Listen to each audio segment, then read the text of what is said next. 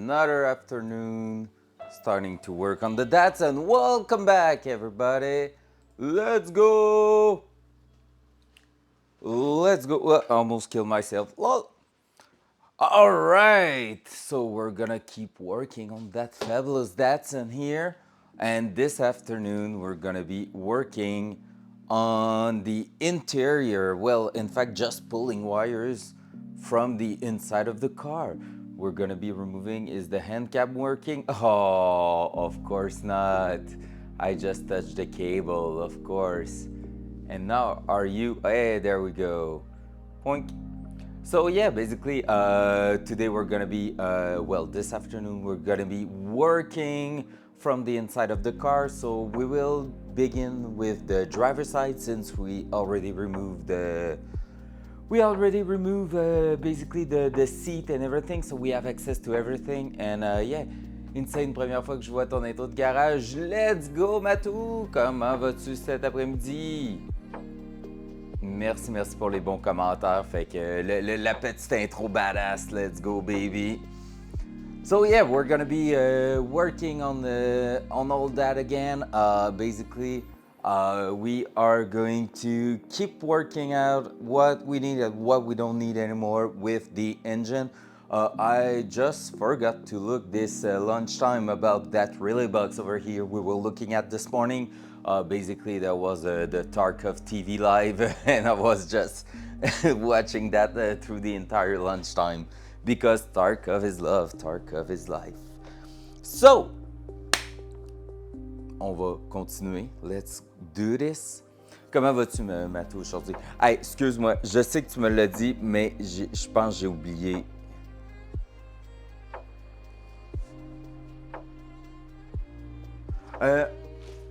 Ça dépend. Au juste, Mathieu, il faut que j'essaie de me souvenir. J'arrive pas à savoir si t'es quelqu'un que je côtoie au niveau du monde des voitures ou si c'était par du gaming ou de quoi, je suis plus sûr.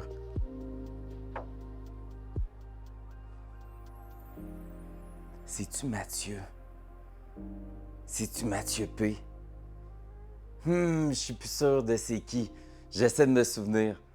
When you try your best but you don't succeed. Antoine Fortin, ancien étudiant. Ah, c'est Antoine, oui, ok. Parce que c'est ça avec Mathieu, j'étais pas sûr. Yeah, so basically, most of the stream are now in English for the garage part because there's a few people in here that are always there, like Micah and PV Hawk fan, who are English people, one from the UK, two of them from the US.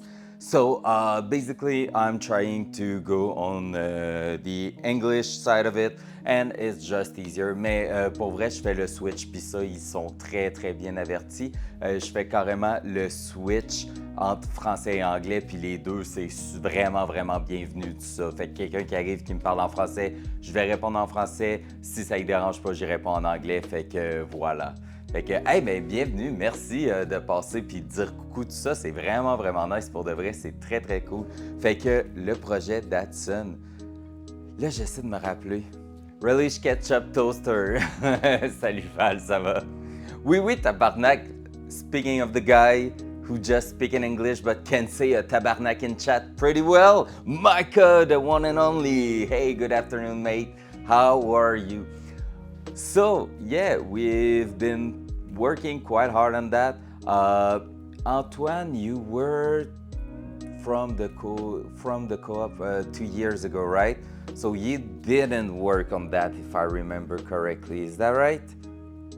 I think you were just with the Pee-wee project the year just before that. I think. Gosh, it's been already so long. Yeah, that was the years before. Okay, I was right. Because there was also another Antoine in the year who did that, but the guy did the card, the Datsun. And basically, it's crazy. Like, I printed that, and basically, the car on this is this car at the moment. And look at it. Poor little thing. So, we are quite far from the one in the intro.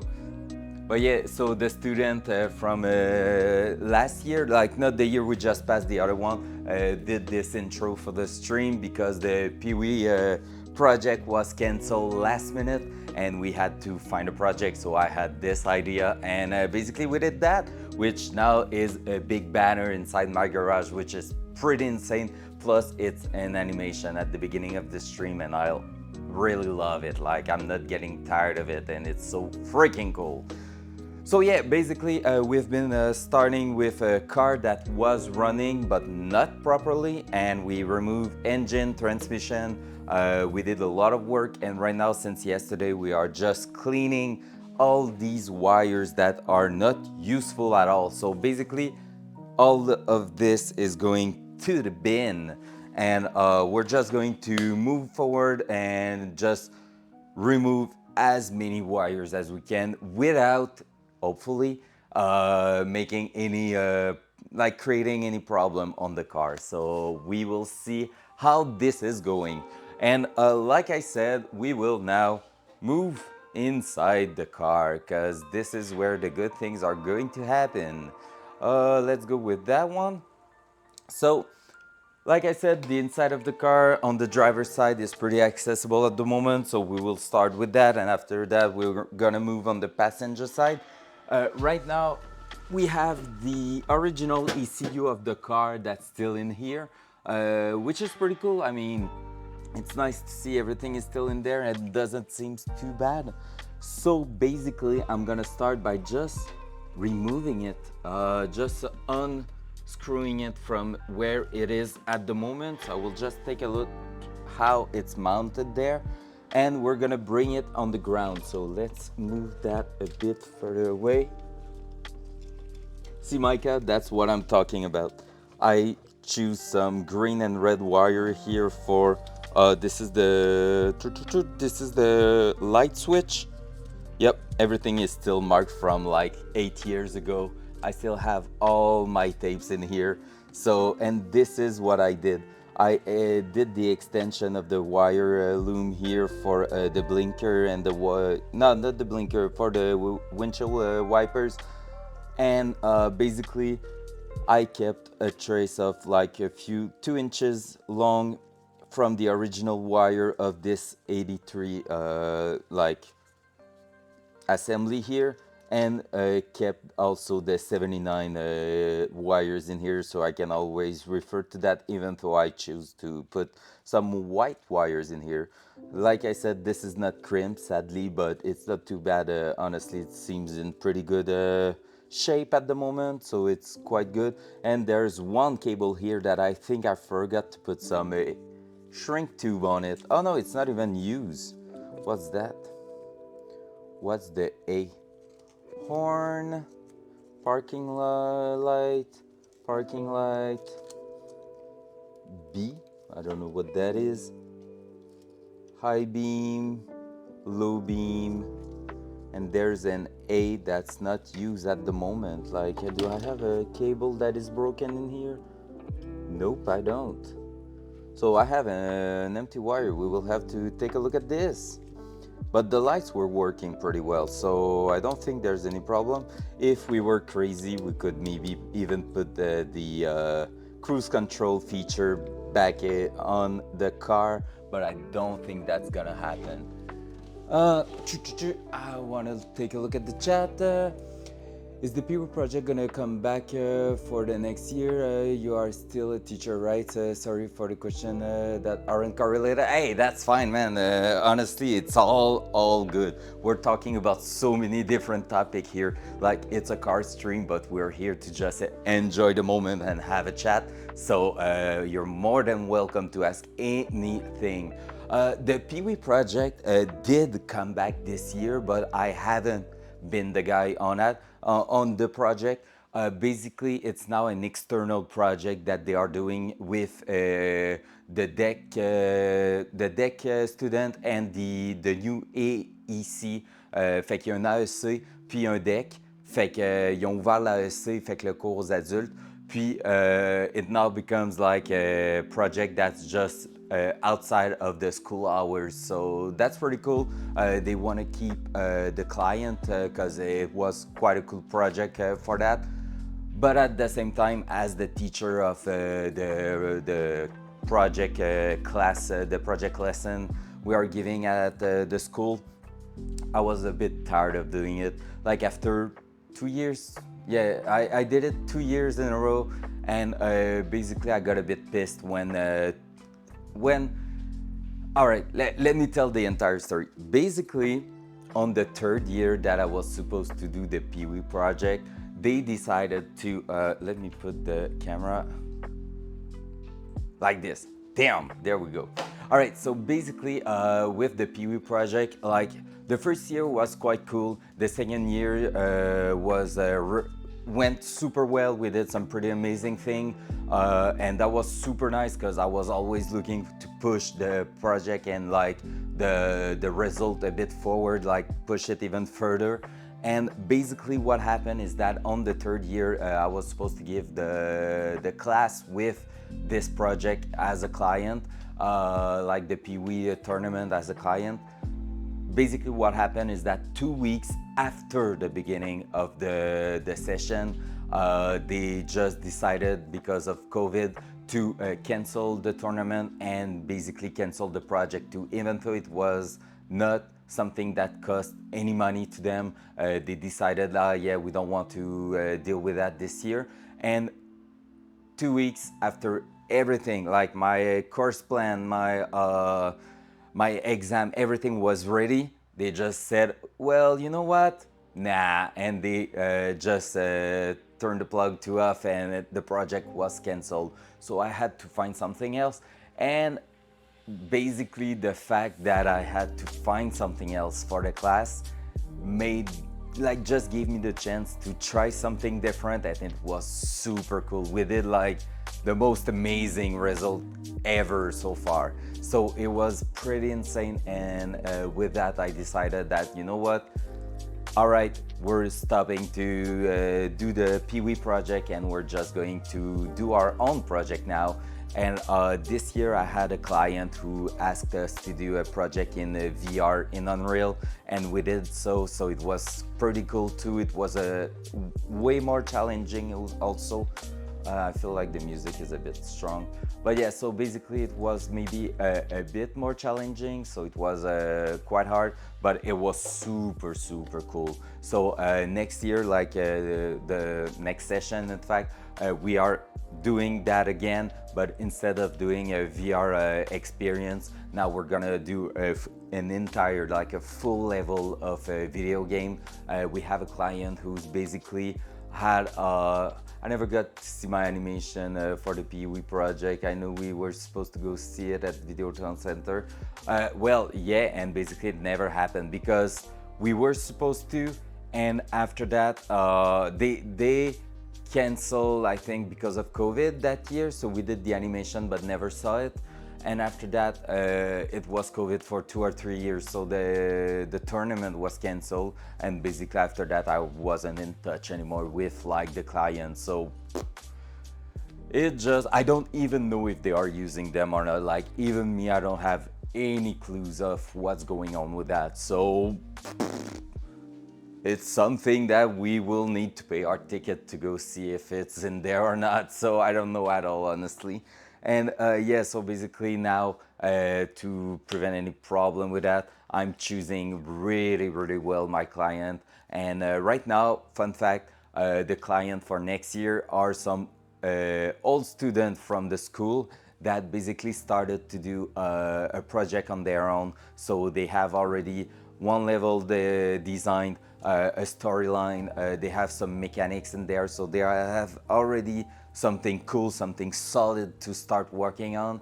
And they asked me, would it be possible to maybe let the student decide for a level, like design a level and something, and see, like use them at the same time to do some brainstorming on their project. So they are really open to ideas and stuff like that. So that's like a super cool project, a top-down kind of view and everything. And the client, basically, who are the old student, really want to like have the input of the student to improve their game. So I was like, damn, that's awesome. Let's do this.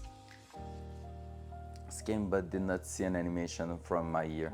Oh yeah, well, yeah, that happened. I know it was like given to them. I have no clues what they are doing with that. So that's an excellent question. I'm not a fan of hockey, so basically, you will understand that I haven't like took a look at this so that much.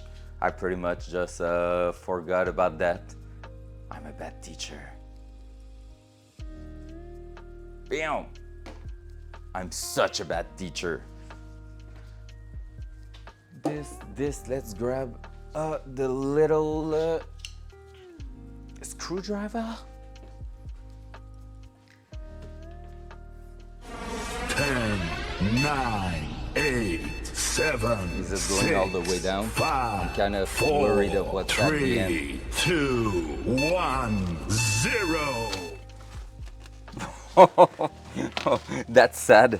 Like, it's hyping us so much, but there's nothing. Rip. Did you know with Amazon Prime, you get a free sub every month? Any primers? Yeah. The fact of changing 2 weeks into the session was quite a bit. Like, it was really, really bad. But at the same time, I'm so glad it happened because of the result for the Twitch intro.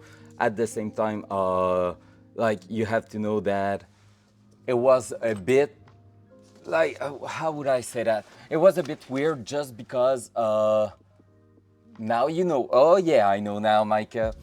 But yeah, basically it was a bit weird, but at the same time I'm super glad because the school just like went with full confidence with me, and basically I was able to do whatever project was sounding cool. So even though it was something personal for me, they just didn't care at all and basically said, let's go do whatever you want. And that was fun. That was honestly super, super fun. Here's one. Here's the second one. Can I get access to that, please? Like, I was a bit worried that because it was personal, they would like basically say no. But in the end, they were super open to that idea. Damn. All right. If you ever wanted to know how it looks and all the ECU for a car, this is it. This is a computer that decides how your car is running and if it's gonna run properly or not. This is an old one, so it's pretty big, but right today ECU, they are not that small, but they are a bit like less thick with more vent and everything just to spread the heat and stuff like that. But yeah, so this is an ECU, guys. And most of the wires we're gonna be removing are coming from here. So let's see this. I replaced Antoine as a teacher for the AC summer session. He wanted to have a summer break, and boy, creating courses stuff. Oh, damn. I didn't know that. That's pretty cool, man. That's super cool. Didn't know you were teaching in the AC. That's super nice. Congrats, honestly, congrats. And yeah, it's not an easy job. Well, the first year is the worst. Like, it's really, really the worst. Can you mount all that under your seat or something? I don't want it under the seat, Micah, for one reason. First, there's a very well, the spot is really good, like it's hiding behind plastic and stuff like that once the entire car is in place, like the entire interior. So that's pretty good. And under the seat, the main thing I'm afraid of is water leaking inside the cabin and basically having like water going above some part of the ECU, so I really don't want to take that. And when it's mounted like this, neck, like on the side, there's no chance of water getting inside it because it's an old car. At the moment, I know water is leaking inside it, so that's one thing I'm worried about. That even if I fix it, at some point it's gonna be there again. So I grabbed one screwdriver. Did I grab the other one? Do you see the blue screwdriver? Nope, I don't see it. I will need to go outside the car again. Well, yeah, Matthew, it's pretty insane. Like, there's a lot of things. The thing is, you want to just do your thing for a class, like just basically, like prep some stuff to teach the students and everything. But there's also a lot of little things you need to do for the school, like for their paper and stuff like that. You need a lot of little thing that is not that cool to do. And that's the thing I was like, that pisses me off the most. But at the same time, it's normal that they ask you that just because they need to keep a trace of what you're doing in class, right? All right, let's remove that plug here and we will see if we are able to unpin every wires we don't need. Because basically the reason I'm not removing the entire ECU is because this may be still controlling like important stuff inside the car. So we will make sure that we are just there. Oh, that's gonna be a hard one, honestly. I don't know if we will be able to unpin that. Usually you can. So we will take a look. But that's gonna be a hard one. Yup.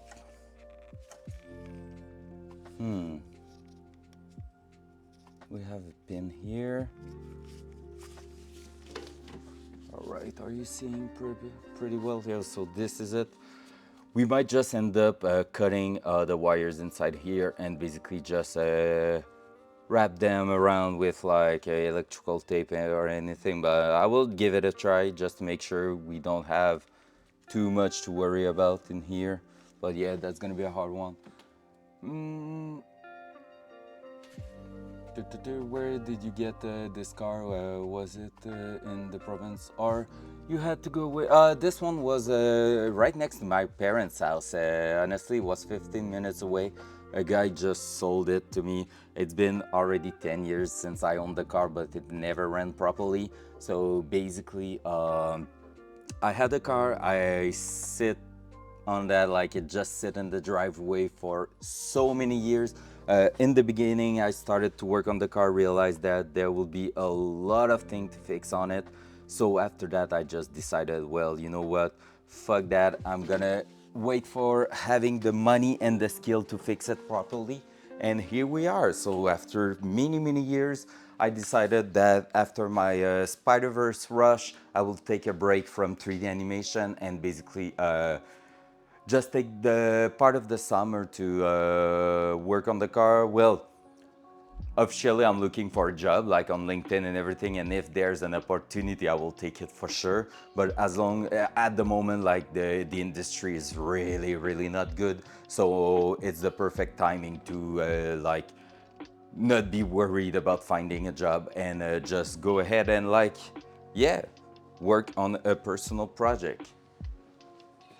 So 10 years and now a lot of money that I just throw at the car like this.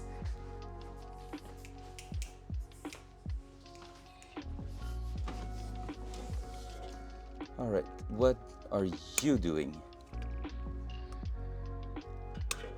Oh, maybe that's not a good idea what I'm doing. No, I don't think that's a good idea with that.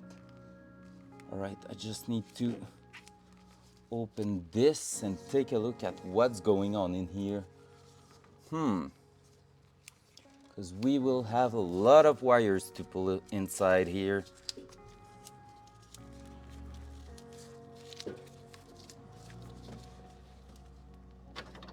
No.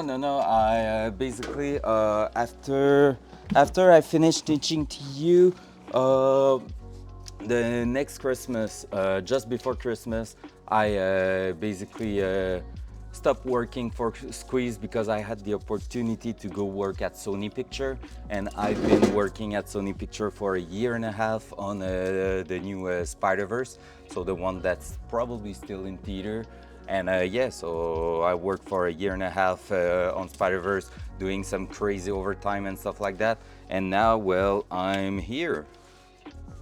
So that was pretty insane, best project of my life. Sony Picture is such an amazing place to work at.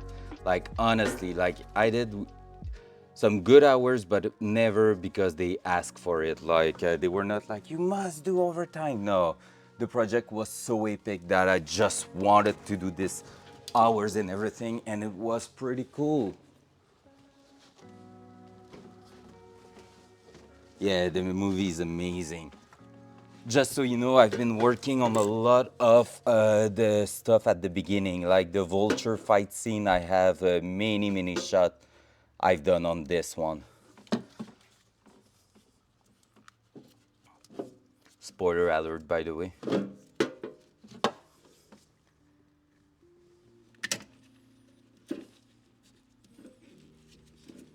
All right, are we going to successfully remove most of the wires in here? Or is it going to be super hard? So far, it's a half and half.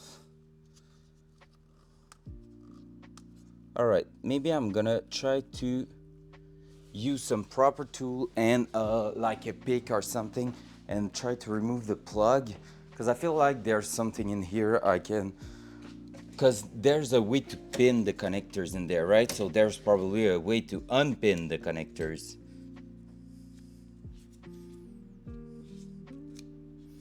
That will make sense.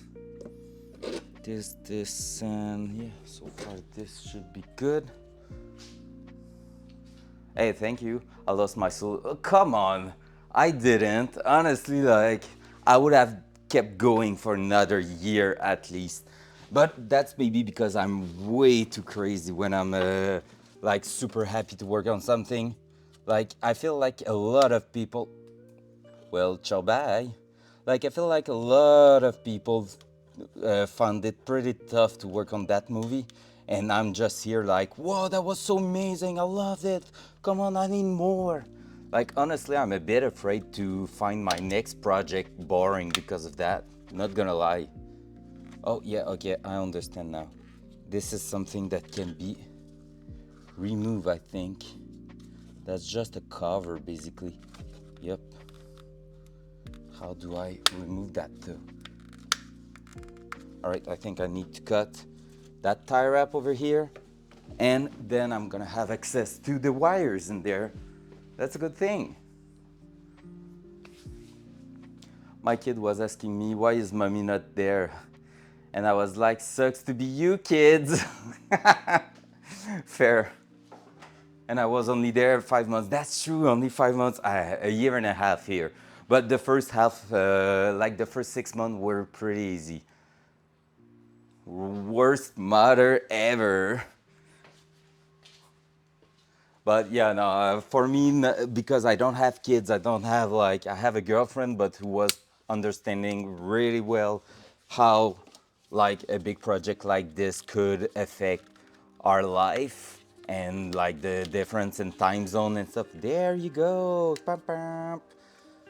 It's just sliding out. All right.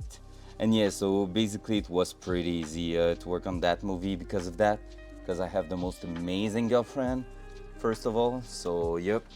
All right, we're gonna start pulling some cable out of there. So maybe it is the original wire loom, to be fair. Like the wires with the same color and everything, that might be something from the original engine. So this we need to keep the blue wire in there, one green wire. I'm gonna cut probably that really close to the firewall, so I just have to pull the one I don't need in there. So yep, I'm gonna grab the cutter again.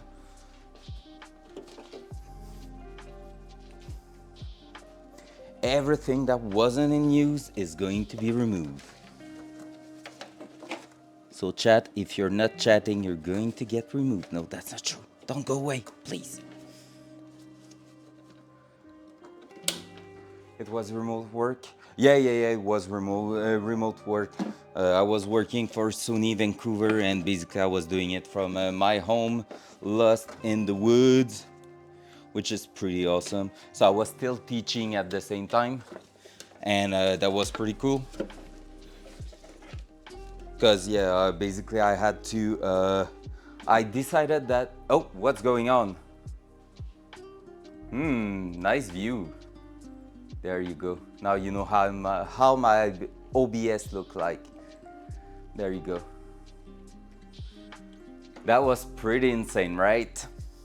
But yeah, so basically I was working from home and decided that doing 60 hours a week on that show wasn't enough, so I keep teaching at the college at the same time, because why the fuck not?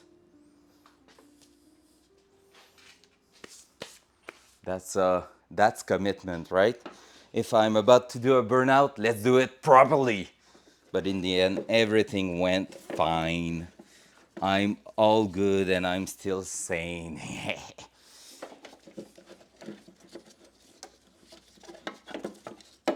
This we need to keep like that, like this,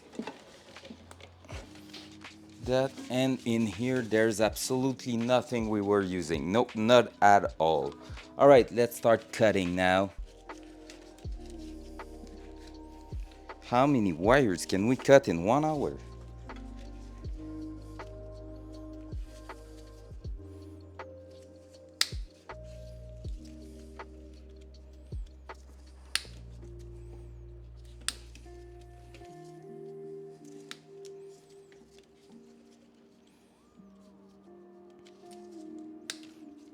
So many wires. It feels so good.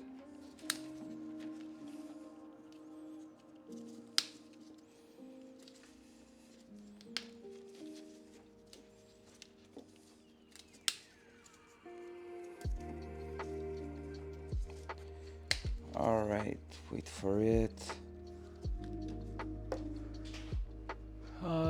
More money for spend. Yeah, that was crazy. A lot of money for it. You can rest when you're dead. Oh yeah, baby.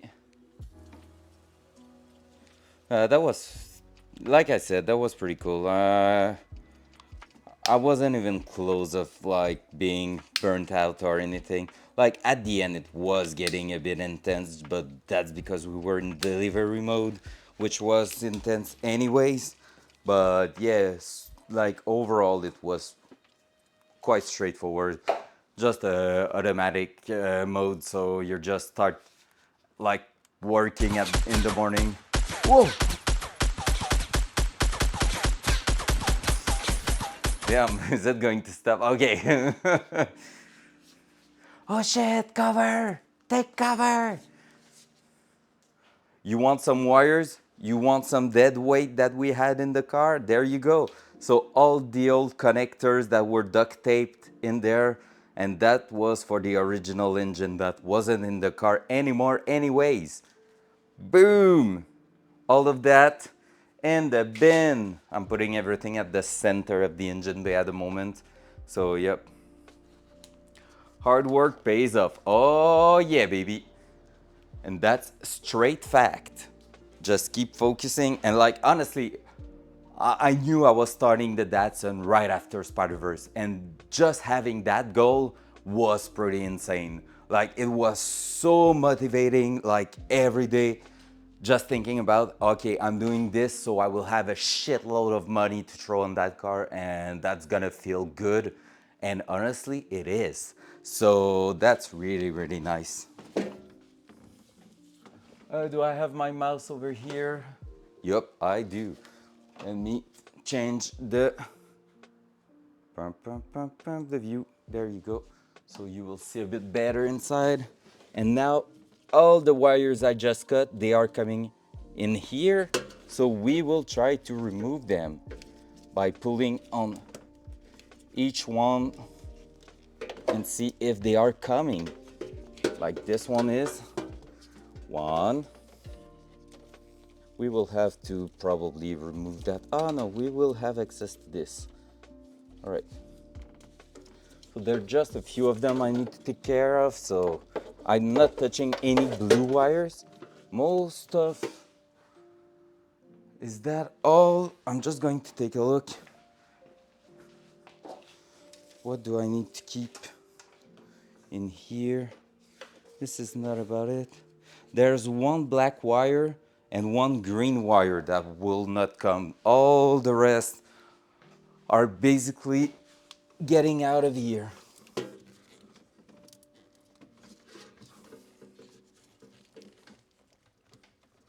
This one is not coming quite yet. This one is. This one is. And the more I pull out, the better, the easier it is because there's less restriction in there. So I'm gonna get to that black wire that I don't need to touch. If I'm lucky, it's gonna be the last one. Oh no, it is not, it is that one. All right, there we go. So we have the black wire. I just saw the wire up there move. This one here, this one here, and that green one is the one we need to keep in there. Oh, there's the last black wire in here. Yep. So you see, 1, 2, 3, 4, 5, 6. We have 6 wires left in there. That's gonna be still on the ECU. And honestly, I will be interested to see if it is needed. Honestly, I will be really interested to know if this is needed at all. Maybe we will do a test one day where we unplug that when we will have put all our grounds back in there, because basically the blue wires are just grounding everything from that, but I don't think it is used at all at the moment, because this is the computer for the L28 engine that was in there. So yep, if there's only grounds coming out of that, there's like no need for it at all, I think. But let's just make sure by not touching them right now. All right, so I just pulled the black wire that still need to be in here. Just going to. So yeah, like you see, it's basically all about, oh, that's that one. So yeah, there's this one connector here that was used for something else, so I won't be able to remove that one, so that's okay.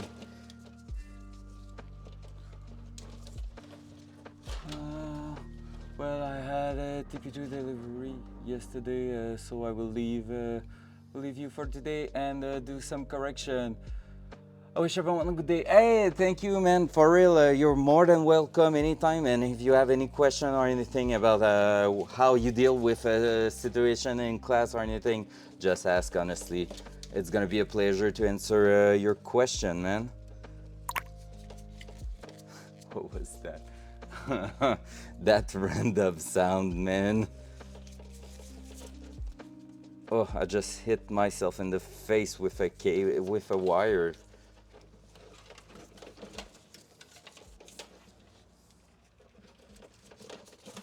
I really feel like I could remove the entire thing, but I don't want to just yet, just because I want to make sure I'm right. Because if I'm not, I'm gonna be pissed. That's the one I need to keep, of course. First one I touch. There you go. So Micah, were you excited about that little Tarkov TV thing? That was pretty good, right? I mean, I wasn't expecting much, so basically I thought it was pretty good. But yeah. All right. So now we can start unpinning all these wires. Gonna go grab my tools and we're gonna do that. Oh, that was the ECU. Where are my special little tools? They are here. PKM. The machine gun looks so good. Crew serves bait feds up. Feds are crew serve belt. Yeah, it looks pretty good, honestly. Like I said, though, you're gonna be so overweight as soon as you have the gun equipped, and basically it's gonna be like this way until you are max strength. Look at this. You won't be able to bring another mag with you. Do you bet? Right, is this working? Not yet. Nope. Just need to find how they are attached in there. So I'm using the same old. Oh, this will make sense. Wait, I'm gonna start on the first one, just so it's less confusing. No, I didn't do it properly. Right, if this is not, oh, just need to find how to remove them.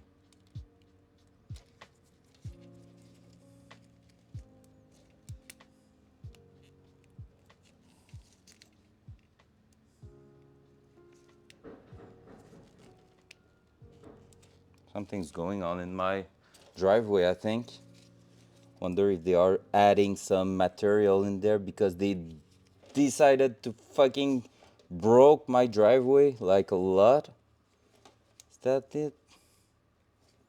Oh my god, is that it?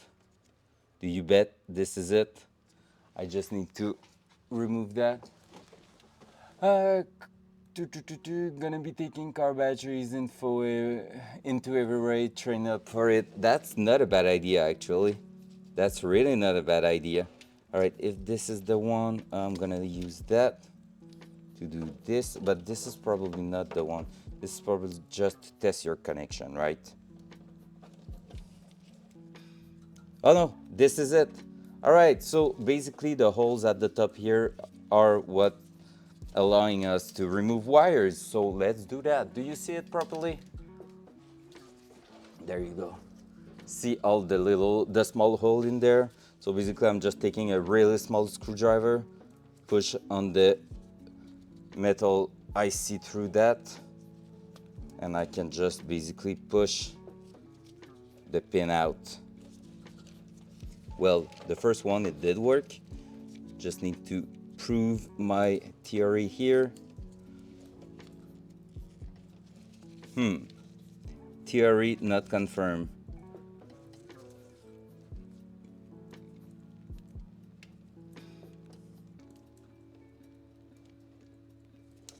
It did feel like it was doing the right thing on the first one.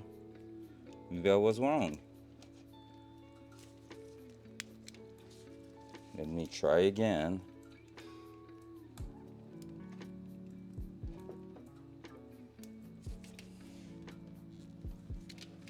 So far, I was wrong.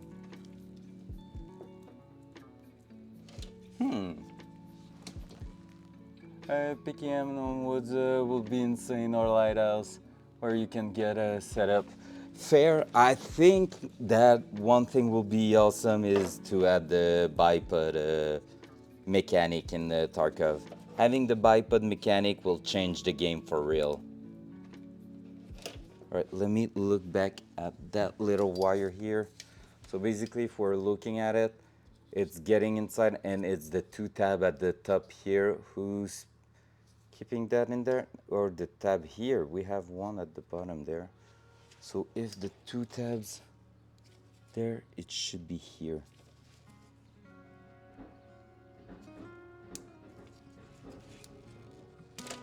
Yeah, it's the one at the bottom, in fact. Never mind. So these are just for testing your wiring loom, and the one I'm using at the moment is the good one. All right, this cable here is not one that I need to remove. That one here, though, it is. So I'm just using that, moving this way, and boom, easy. We're doing it properly. When prone, of course, yep. Okay, wait, I just missed a few ones. I would assume the bipod will make unlimited arm stem and no need to hold breath when prone, of course. Yeah, that's what I mean. Like, you ever played Arma? In Arma, with a bipod, and just even like being next to something allow you to basically hold breath instantly, like just reduce any movement from breathing. It will be so good. All right, this one here, we need to leave it alone. Then those 2 ones here, that one we keep, the third one we remove. There we go. We're getting good at this, guys. We use the Arma in the army at the macro level, the Brigade Division, to do war games. Nice. That's super nice. I've been playing quite a lot of Arma back in the days. It was super cool. Alright, so the 2 at the top here can be removed. So guys, at the moment we're doing some proper cleaning, like not just cutting wires and like leaving blank wires in there. We are removing what's not used at all. That's pretty insane. I'm super proud of us. We're doing it properly.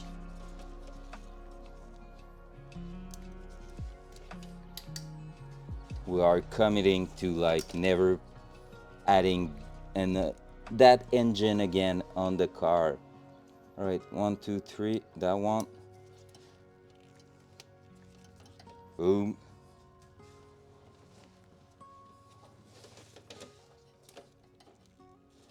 And the 4th here.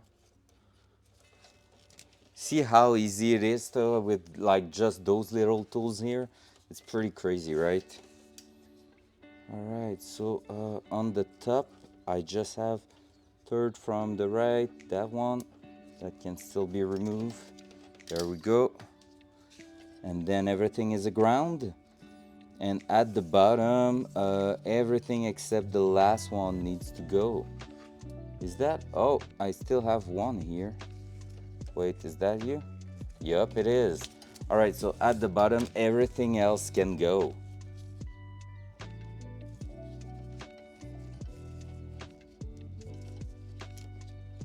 There.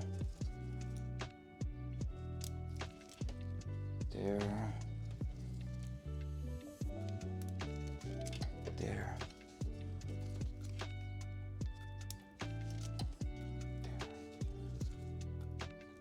Look at how efficient we are. And yeah, the glove broke again. Bam! Whoa, what's up? Thank you for the Brand follow. Blue just joined the crew. Brandon Blue, what's up, my boy? What's up, awesome teammate? Hope you have a good afternoon. So you're coming in the less exciting part of the stream, baby. Like basically we're just unplugging some wires from the original ECU of the car, which was not used probably since the 80s.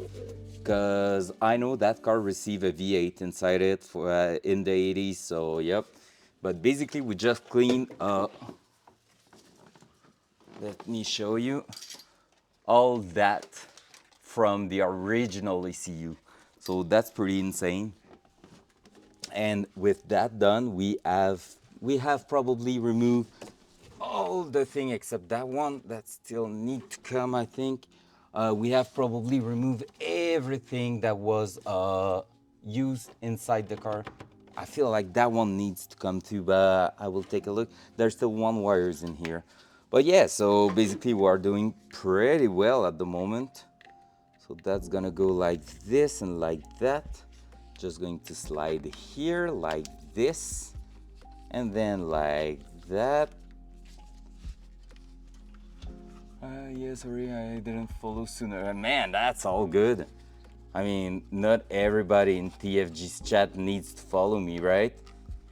People are not necessarily loving cars or anything. And maybe, honestly, do you know, guys, what I think? I also think that some people won't follow, like, even though I'm doing the effort of speaking in English and like making it like the most universal stream possible for me, I'm pretty sure some people won't stay in here. And I'm not talking about TFG crew or anything. I just think overall some people won't stay here because of the accent. Let's be real. There's people out there who cannot like listen to someone who butchered their language, right? And I understand that.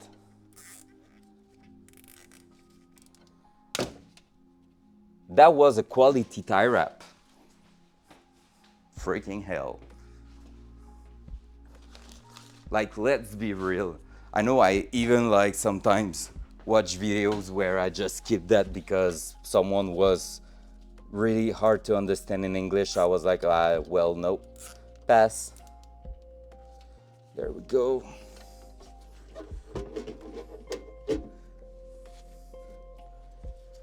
Here, and please don't cut that. Boom. There we go. Hey, we have a brand new ECU plug in here. There. That was the good side, yeah? No, I don't think so. I think it was going this way. Yup. There we go. Boom. And with that done, we will be able to just put it back in here and everything will be fine. So that's cool. Let's try that. Oh, I need to take a look here where it was.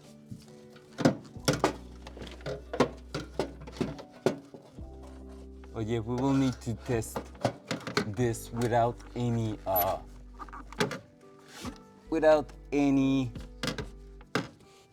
connector at all, because I think we don't need it. I really think this ECU could be gone. That would be great.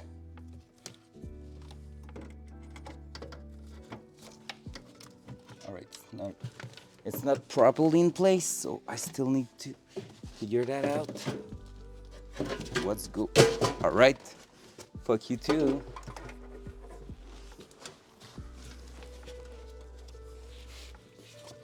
This is so uncomfortable.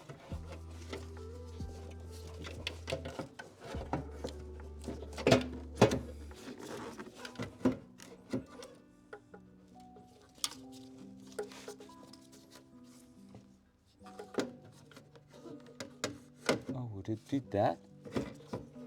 That and this? Nope, it isn't. Or maybe, no, I don't have the choice to go on this side, right? Oh my God, can I have some light, please? I can make myself some lights with that. Is the view disgusting for you, or is it okay? Sorry for the movement.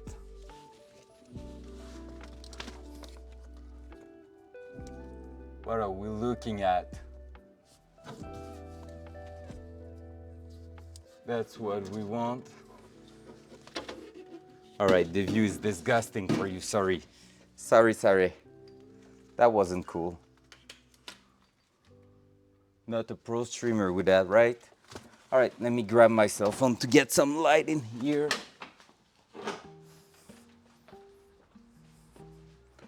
Oh, it's getting hot. Do I have my cell phone? Wait. I don't even have my cell phone. All right, gotta have to grab the light. Like a proper one.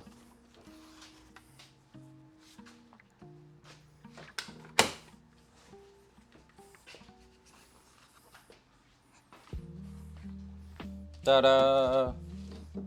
Now, this is some proper lighting. There you go.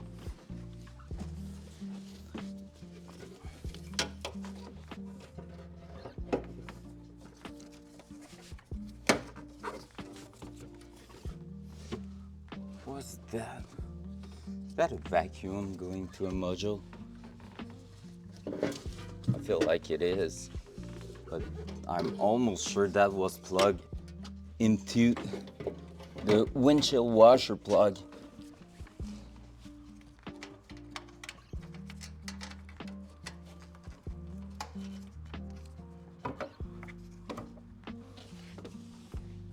Right, I just need to... I'm tearing apart all the carpet at the moment. All right, so what's going on in here? Why is that not moving at all to its place?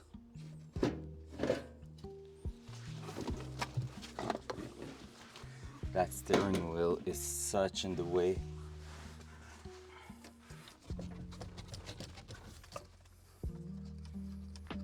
Let me remove the steering wheel. Thank you so much, Brendan. Really appreciate the lurk. Let's try not to pull that in my face. All right, that's done. Cool, we have way more space to work here. All right, so there we go. What's going on with that? So that should just come here, like that, like this. Oh, I just saw where the screw was. All right, this is the good placement.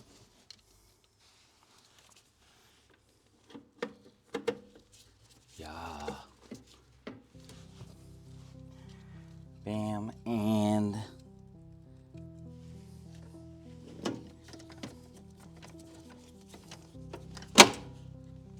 that was not properly mounted.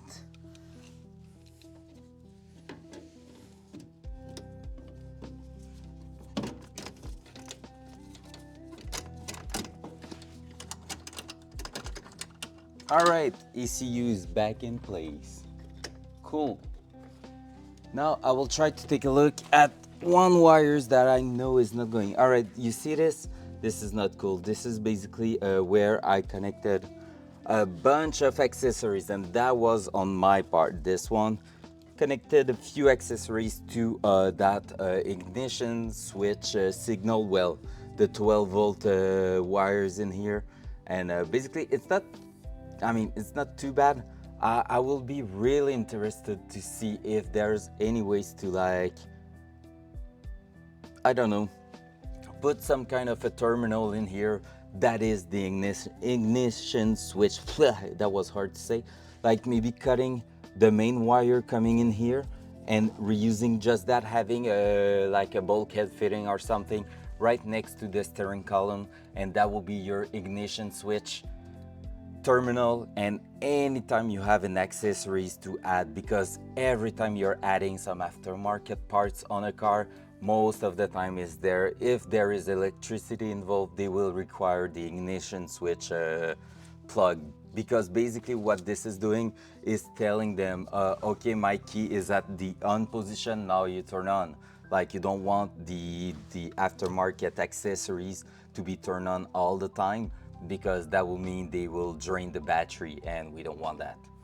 So that will be super cool to have, I don't know, somewhere in here, like a like just the same kind of a battery terminal, but just smaller, and that will be the ignition switch. Honestly, I'm gonna think about that, but I've never seen that done before. And the thing is, it's a 12 volt, it's a live 12 volt, which is not great to have exposed to anything, but at the same time will be so useful. So there's probably a way to do that properly. All right, let's take that wire down now.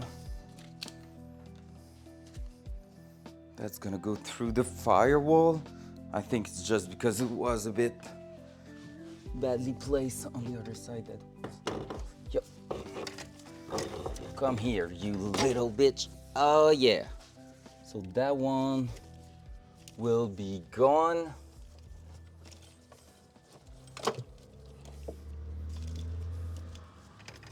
Yep, that's the one here. So this one, we're gonna remove it completely. I kind of don't want to look at it at the moment. Just maybe going to roll that insulated nipple cover for it. Yeah, exactly. That's what I thought about. Like just like we have on battery terminal for the 12 volt. That is pretty standard. So that will be a great idea, honestly. I'm gonna go through the entire pack of tie wrap in here. But yeah, do you think, like me, it will be quite a good idea to have that? Like, you know what I mean? If you have, let's say, a specific light bar, or something like a electric fan that is on a different wire loom than the engine one, usually they have like some sort of standalone five wire loom, and basically you have one for the ignition switch, another one for ground, one going to a relay, and basically, yeah, the relay itself, this is where it's getting its signal to turn on, right? It will be super convenient, just like having a battery switch. Yeah, exactly. And a battery switch, I'm gonna have one, that's for sure, because diesel cars usually always drain the batteries somehow. So I'm gonna have one for sure. I have one on the Camaros, like just a negative ground terminal with a little switch on it, so that's super convenient. But yeah, I will have something like this, maybe even a kill switch on that one. Just if something happened, kill switch, bam, and you're all good. You're sure that fuel pump, everything is turning off. So this way, no fire because of that. But yeah, I really feel like having something around here, like accessible at any time without removing the dashboard, but at the same time well protected. That will be so cool. And honestly, even I don't know if this is possible, but even one like having one in here, but one going through the firewall and having it in on the engine bay side. Wow, imagine that.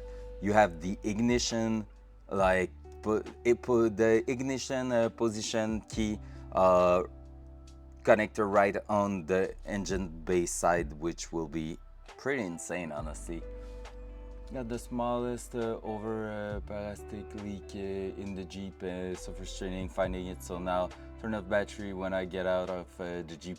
Yeah, and do you have that little thing? It's like just a knob you're spinning, like you're just unscrewing to put it at off and screwing on to put it to turn the battery on. Like it's $15 on Amazon. It's so good. It's like just a battery terminal with a green knob on it.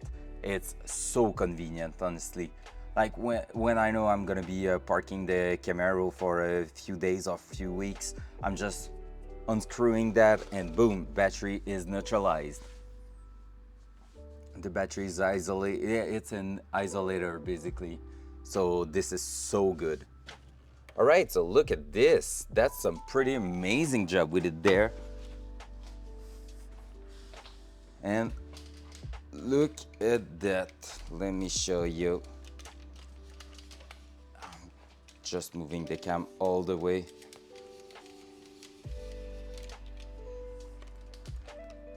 Basically, on all the wires that were coming out of here, we are left with only this and this one here that we need to find out on this side too. So I thought we were done on the driver's side, but not yet. We still have that plug to find inside here, like it's going through the door. So we're gonna find this somewhere there.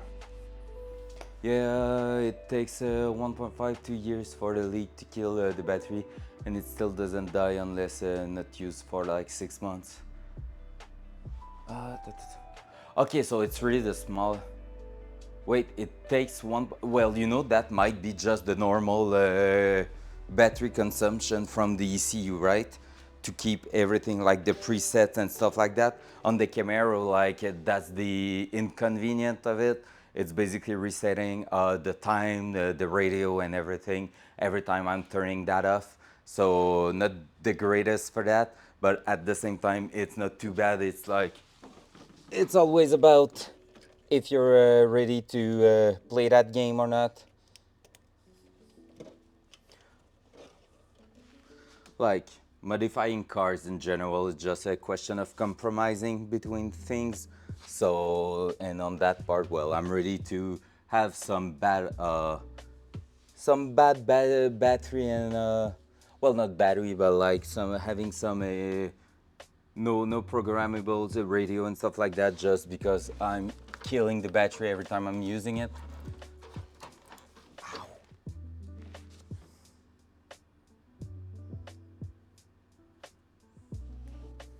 All right, let's try to find. Can I bring you inside the car so you see? I probably can, but that might be hard to find a good spot without having my face in the way. Well, the back of my head, in fact. That might be not too bad. We're going over here. Well, yeah, you're not seeing a lot of things because of all these wires. Let me try to do that. Is that better? Yeah, that's not too bad. So ECU is mounted here. Like 0.2 ohms or less, like so small, only my Fruc sense it. You know what? That is probably the normal battery draining from the car. Like you will never find it because it's the ECU taking that. I did the same kind of research for a Mitsubishi Lancer 2009, I think, which had like a battery draining problem overnight. And it was in fact the radio, the head unit that was busted, like the OEM one. And basically you're supposed to have like between 0.02 and 0.04 of battery draining. But I think that that is the amp, not the resistance, but the amp consumption. And basically, this is normal.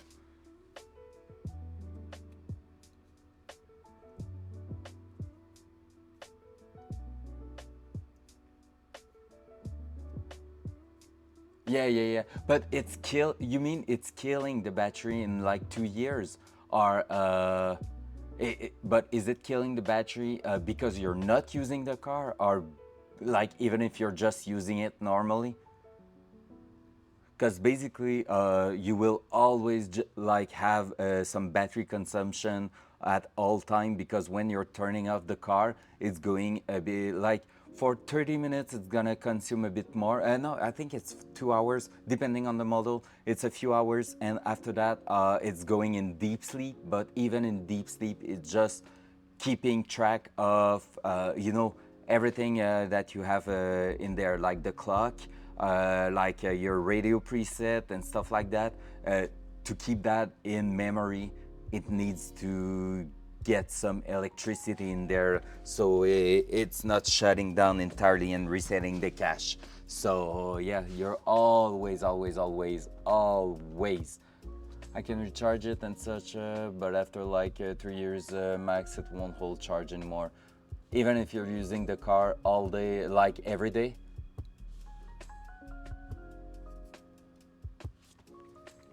Because if that is, because that kind of problem, I will say it's maybe more on the alternator side. Like too much charging, like if the alternator is pushing 15 volts. Hey there, and yeah, as long as you don't completely discharge the battery, it should be fine for a while. Yeah, yeah, yeah. Good afternoon, Kev. How are you? And yeah, like, oh yeah, even with often uses and all my other cars last way longer. I'm doing the alternator and starter in a few weeks. Yeah, that will be the first thing I will try usually. And this is a thing with that, with the Datsun. That's a problem we may run into. People are blowing alternator when swapping LS in other cars because of a few different reasons, but mainly that could be a thing, like the alternator pushing the alternator doesn't read properly how much charge their battery needs, and maybe it's pushing a bit too much voltage in there, which kills your battery over time because it's overcharging it a little bit. So that's probably more of a thing than the car itself draining the battery. We didn't put that back on the plug. Well, sucks to be me, it's not going back in there. Oh no, no. All right, so this is done, this is done. I was karting yesterday. Man, it was awesome. Basically, like I was saying this morning, I had, let me tell you that, oh, saved. Easy, easy save of the tripod. Easy, easy. Let me do this. It was freaking awesome. Like basically, I don't know if you know like the league of the Tuesday night at KCR, but basically at KCR karting, they are doing a league for I think 10 or 15 years, and you have 3 different categories during the Tuesday night league. Basically, you have Inter 2, that is the lowest rank you can have, and Inter 1, and then Advance. And usually, like in every category, you have basically 3 groups.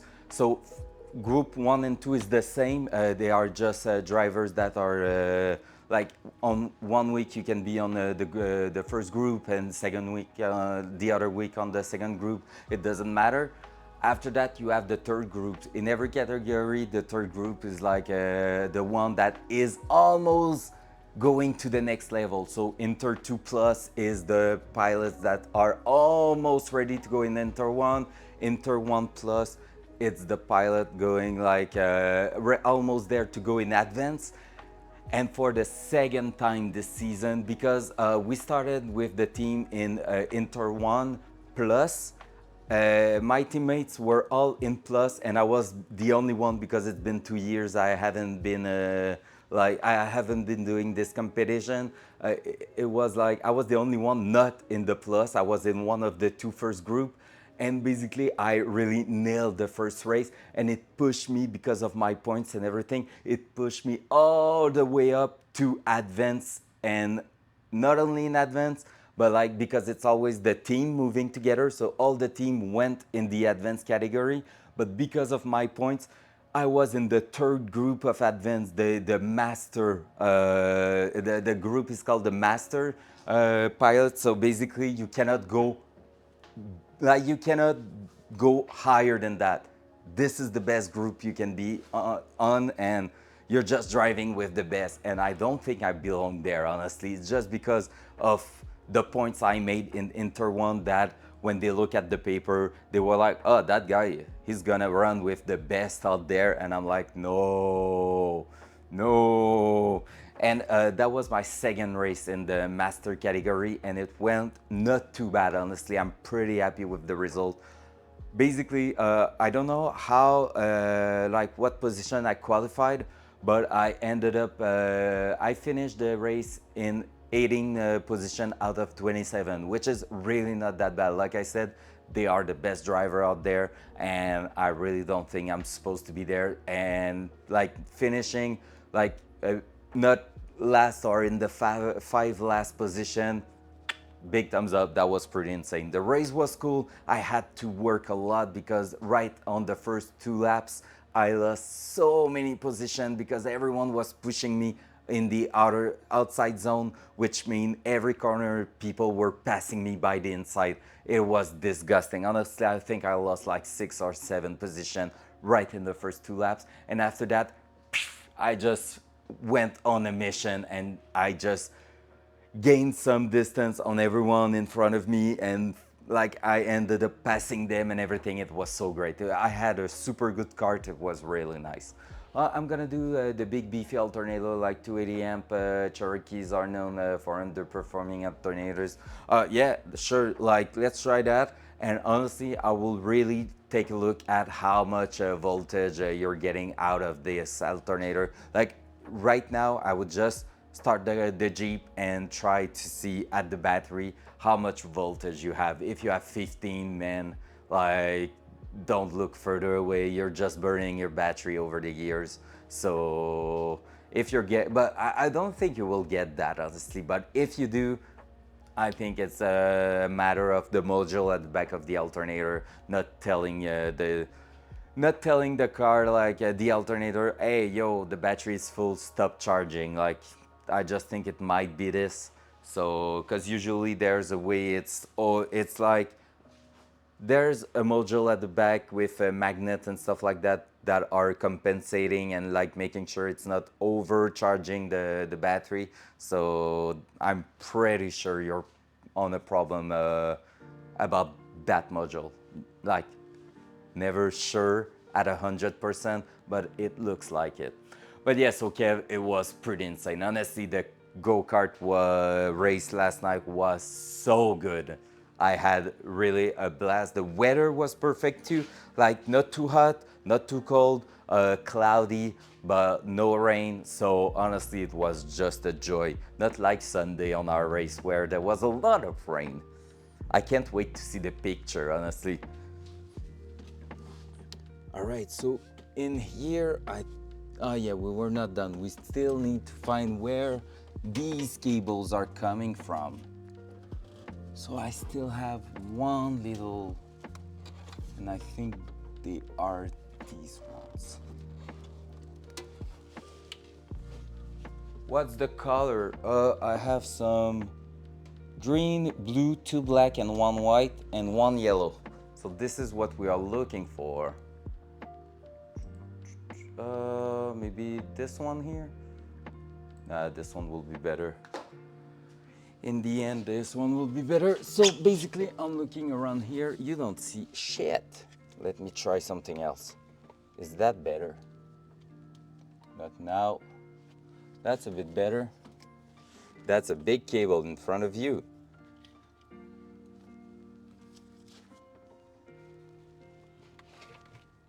trying. When you try your best, but you don't succeed. All right, we are going around here at the back. We're just trying to pull on cables to see what color they are. That might be the one here.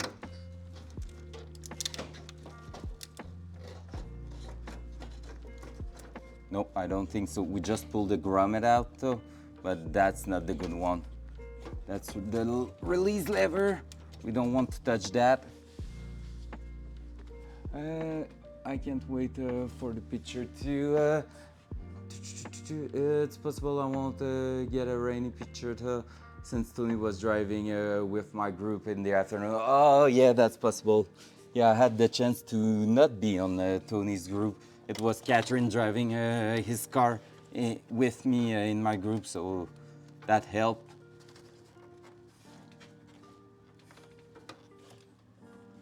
All right, we're gonna have a grommet to put back there.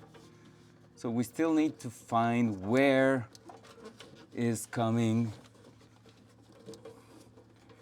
these wires. What do we have at the back here?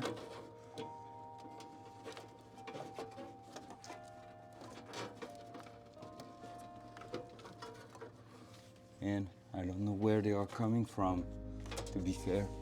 Let me try to take a look here. They are getting inside the fender. From there.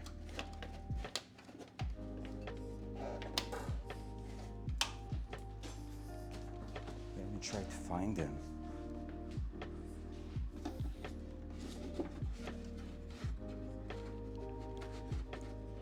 Yeah, they are getting inside the car. Okay, they are getting inside the car right where this vacuum line seems to get in. So there, this is my plug here. Yup. Oh yeah, baby.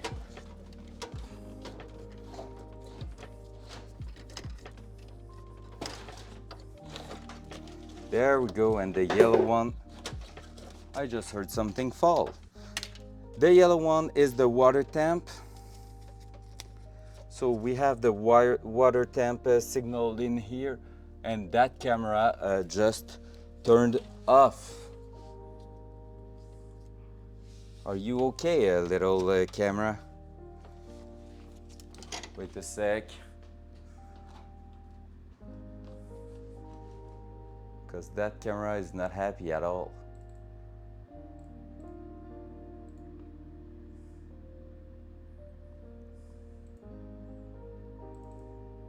Hello? Right, let me try to unplug it and plug it back. Since it falls on the ground, it fell on the ground, it's a bit... There you go. Boom. There we go. All right, so like I was saying, we have that water temp wire in here. That's the only one we need to keep from all this part here. And we're gonna have to chase where this is going. So we are getting inside the car and in the big thing now. I feel like we're gonna be moving towards the other side of the car, because if we look at this together, this is going up here. I don't know if you can see. So it's going up here, following this. This is getting behind here, but oh. Do you see this? That's a big ass cable going to the other side. So I think we're gonna be following quite a few cables and wires just to go to the fuse box over here. And there, that's where the rest of the mess is gonna be. So pretty sure that's what's going to happen. So for now, let's say that we will start just by moving that up here. We're gonna try to isolate our cable that we need to keep. And like I said, since this is the water temp sensor, we might not use it again because I will have some aftermarket gauge. But for now, I'm gonna keep it just in case because this is still probably the one that's in the dashboard. So I wanna keep it. I might plug it just on another one. And NPV coming in with an epic entry. Let's go. What's up, NPV? Hey, we are inside the car now. That's pretty good. We're doing some progression.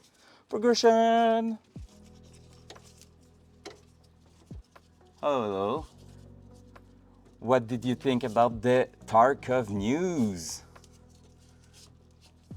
And yeah, people, if you don't know it yet, we are pretty good fan of Tarkov over here. Me, Micah, and PV. I don't know if in PV you're playing it Tarkov at all. Are you playing it?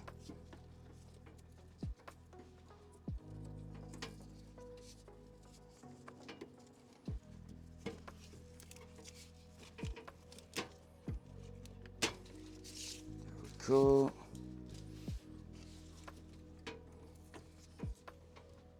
Not this wipe, I played like 10 p.m. raids. Good enough. I've been playing more in the last 2 weeks with Out Peach, Micah, and Lump, and Brandon Blue than like any and Captain Foley. That's true. And then the beginning of the wipe, I think. Well, not true, in fact, because at first my brother, my girlfriend's brother, and a few friends joined me on Tarkov, and I just Sherpa'd them through the entire beginning of the wipe. So basically, I just helped them get the flea market and stuff like that, and we had quite a blast. Honestly, it was super cool, and they are keen to start again for the next wipe. Just that when I stopped playing because of the rush at my job and everything, they just stopped playing too. I think I was the leader in there. But I was looking forward to next while, but if it's only 4 months, it kind of puts me off wanting to do the quest. Yeah, fair. I mean, honestly, I understand that, but at the same time, I think it's a really good wipe to try to I don't know, like try to do the quest in a different order, maybe try to find a way to make it quicker. Like, and not that you, oops, sorry for that. And not that you have to like do something like try to, how would I say that? Like speed run the game, that's not the point I'm making here, but maybe trying the quest you are a bit less happy to do, let's say. So basically, I think for next wipe, I'm gonna try to focus on getting better at PvP and the quest involving PvP because I'm not that good at it. Because I changed also the layout, because I just click in here on my mouse. So yeah, so basically I'm gonna take a look at getting better at PvP just because I'm not that good at it. So like I haven't done charming yet. I haven't done many other quests like that. So I'm gonna try to make them properly next wipe. That's my own challenge, I think. Like just taking a look at it and yeah, getting better at some part of Tarkov that I'm not good at the moment. And I've lost one of my cutter because I'm not good with keeping my tools in the proper place. That's what we heard falling.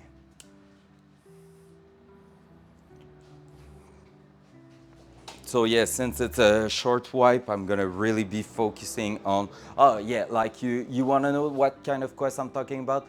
Chumming, the one where you need to kill PMCs on shoreline with the scav vest and stuff like that. So I'm gonna be focusing on these quests because I'm really bad at them. Like killing scav on woods with that kind of gun, or going and farming, or just getting the drone part on shoreline and everything. These are pretty easy and I really enjoy them because you can go all sneaky and everything, so I'm fine with that. But yeah, I've only done one full wipe, which was the previous one. I got to max trader and couldn't be bothered doing quests anymore. Yeah. I get that. I never did the max trader, just and that's gonna be like my fourth wipe after that. Like I'm close now because we have played in the last weeks and like with the bus event it was crazy XP and everything. I'm level 36 at the moment, so I'm close, but I've never done it because yeah, I'm not like that much of a huge gamer. I'm playing a lot. I'm not grinding that much. Blue tape means this is still OEM, and that's a fact. Nissan were using quite a lot of blue tape on their stuff. And they are still using it. My 2007 Versa still has that kind of blue tape in electrical parts. So we are maybe the first person in the last 40 years to touch that part of the wiring loom. Who would have believed that? I mean, look at how all the rest of the car has been butchered. That's crazy. This part is intact. What is that? That's a weird little module in here. It has some electrical part connected to it, so I don't know what that is, but I feel like it's doing something. So it's gonna stay in there.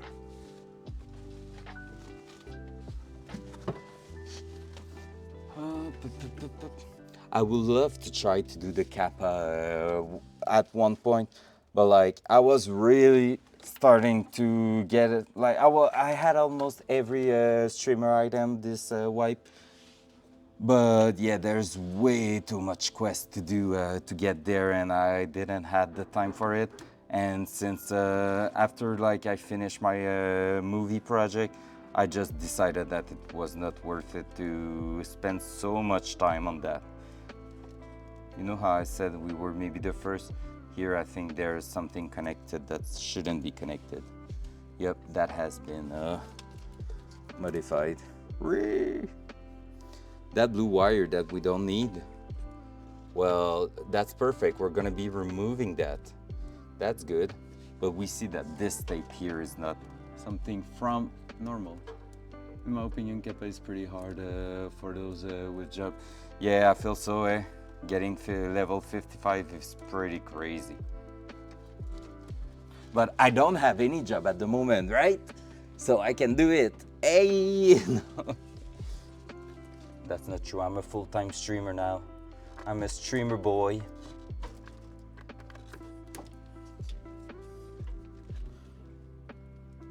I'm a full-time Datsun enjoyer at the moment.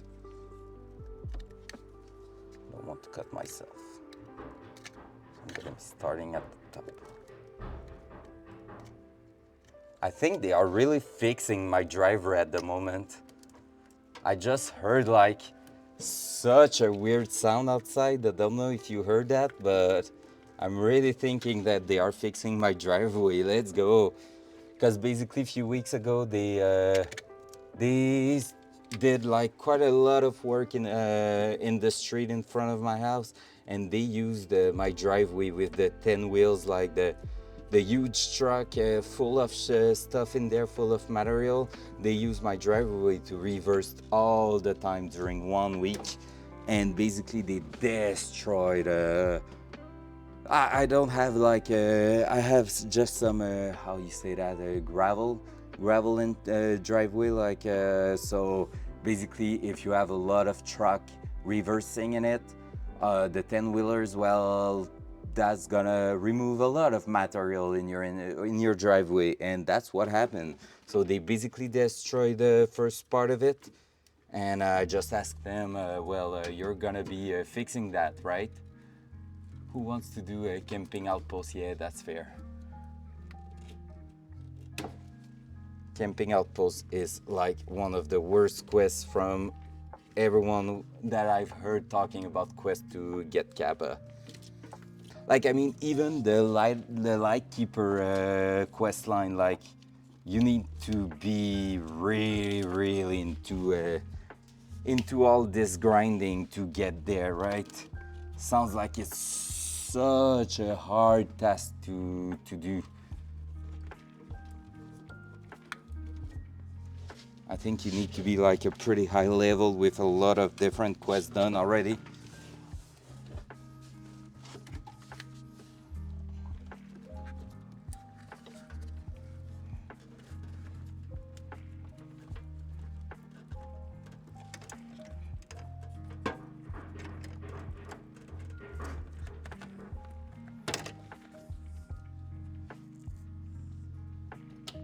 All right, I'm just curious.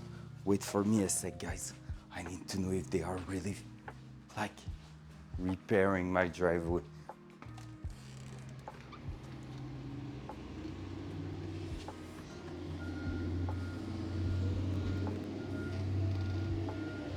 Not sure they are. I kind of wonder if they are not just making it even worse. All right. I'm really not sure what they are doing at the moment.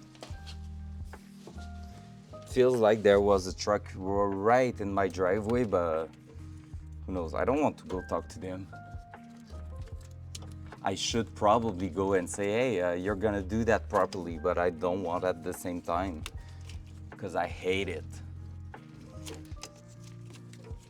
Just the fact that I had to ask, because the guys, they never ask for me for using my driveway as a parking lot for their truck. Like, they just started to use it, and I was like, okay, that's cool. Thank you for asking, no problem. So that sucks a little bit. So I had to go there, see someone and say, hey, you're gonna fix that, right? Because it's been a week and now it's all fucked up because of you. But basically, they never came to ask. I guess they are just using the classic technique of you don't ask first, you just say sorry afterward.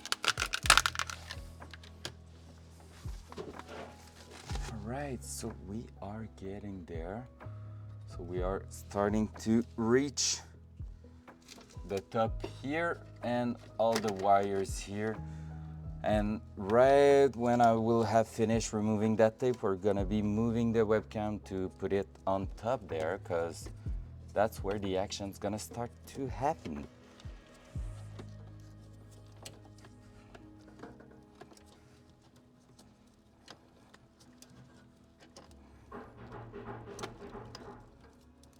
Yeah, it's using like the big shovel at the front and shaking it at the moment. That's weird. Maybe they are removing some materials before putting some good one. But I kind of expect them to botch the job and not do it properly. All right, almost there. So these are the wires I want to remove. I'm gonna put them away here. Maybe I should just try to keep those wires all together, but they seems already pretty good in there. So we will try to just untape that.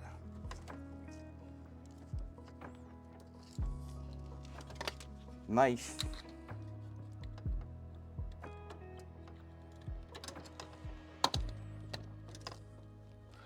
Also, don't be afraid to tell me if the camera angles suck and you want something else. Well, I'm not going to give you a feed cam, of course, but like, if you want to see it from a different angle, or like it's not really a good point of view, just tell me. And I'm gonna do my best.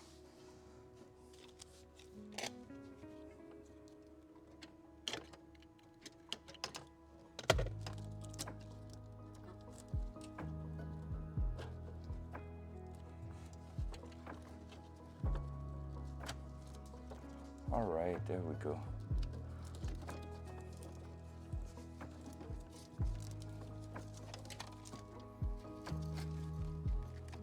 And even more wires put all together. Here we have a 3-to-1 ground, I'm pretty sure. Honestly, I look at this and I'm like, is it really from someone else or is it from the company? Because it's been like the same through the entire car. All right, let me grab the cam and let's try to put it in here. Is that pretty good? That's not bad. Can I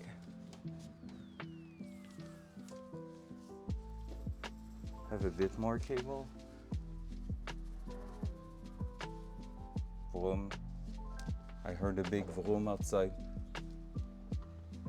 Right, the cable is not going in the best place at the moment. We'll try to take a look at this. Just wait for me.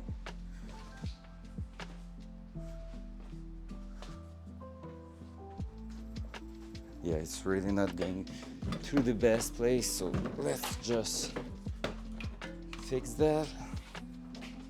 There we go. We will have a bit more possibilities with that. All right, still working pretty well. And now I won't be crushing the cable all the time. Cool. So, I'm saying that and I'm just flipping you all over the place. There we go. Cable in the trunk, we love it. So basically, where we are at the moment is here. We just need to bring all those cables towards the back here. I'm pretty sure I'm gonna go right into a ground in here, like my black wire in here will be stitched together in one of these. Yep, I confirmed. This one.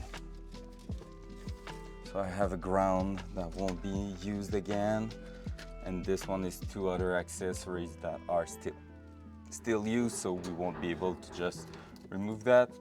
Gonna go and remove the vent, so we will have access to what's at the back there. I think I had, yep, I have it right here. There we go. Little square tab that we will just pop out.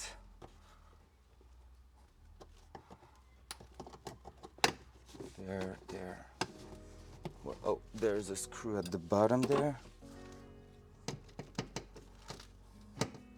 So just for future me, there's one screw at the bottom, and there you go. In fact, I think I can just let it this way, but yeah, I'm gonna be removing it for now. But this was going like this, okay, future me? That vent like this with two white tab and one plastic screw, one screw at the bottom here. All right, and the screw will be in its hole here. Easy. Future me will be happy. All right. Honestly, with all the dashboard removed and everything, it's gonna be a good moment to pull that windshield out and repair anything that's under here. That's something we need to do when we will be doing the rust repairing, because I'm pretty sure we will find some rust in there. So this is done, this is done. This here we have like a tab. That's something that can come up here.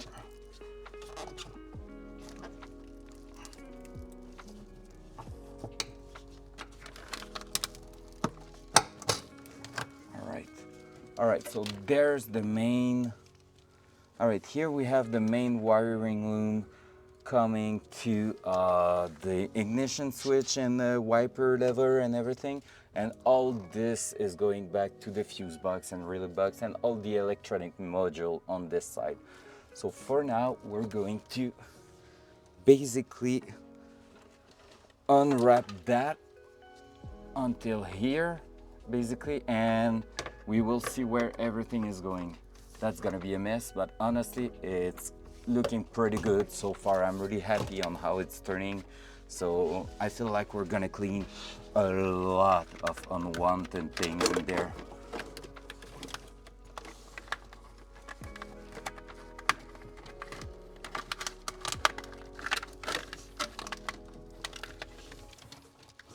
Only thing is that it's not easy to work at the back here, so we're gonna try to untape that.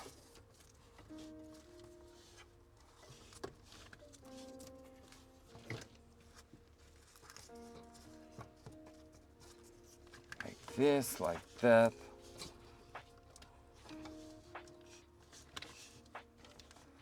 Like this.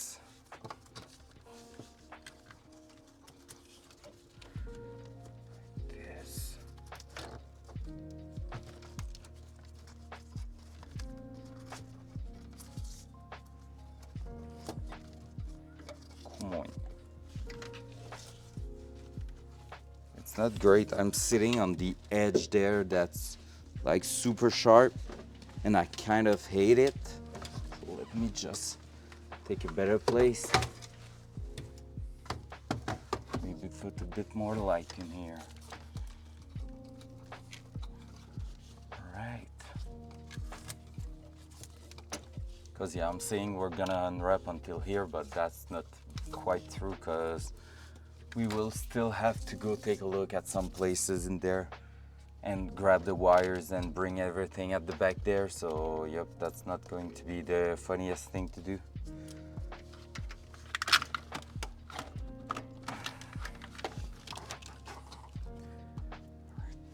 Where's the knife?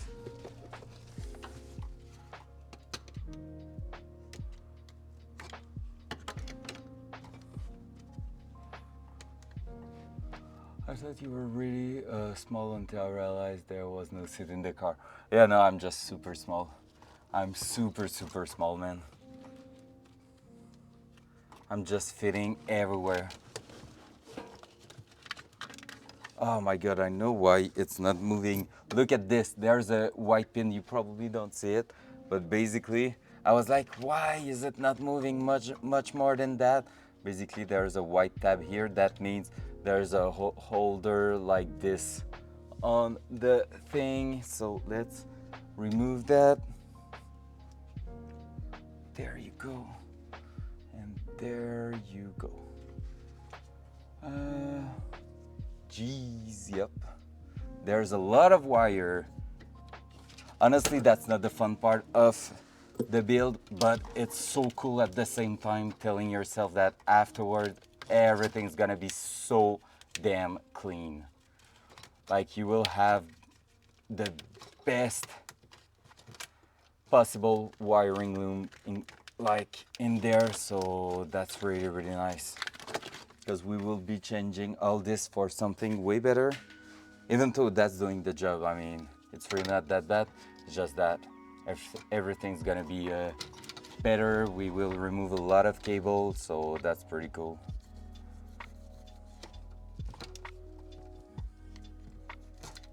There we go.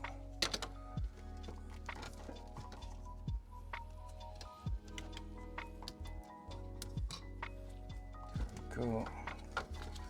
And yeah, that's the first time I'm doing such an intensive job on car electricity, but yeah, it has to be done and I'm willing to do it properly. Like many people will have overlooked how bad it was in here, but it's a good thing to just take a look and make sure everything is fine. So we're gonna trace back those wires here. So we already know this one here is getting out. Which one other than that?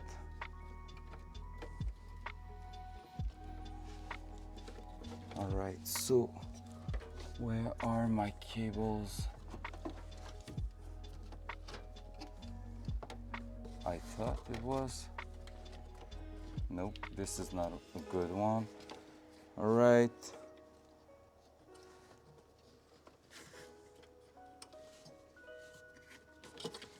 All right, this one is going away. So this one's getting in there. This one is getting away. Well, Blue out there shaming Vinto for being small.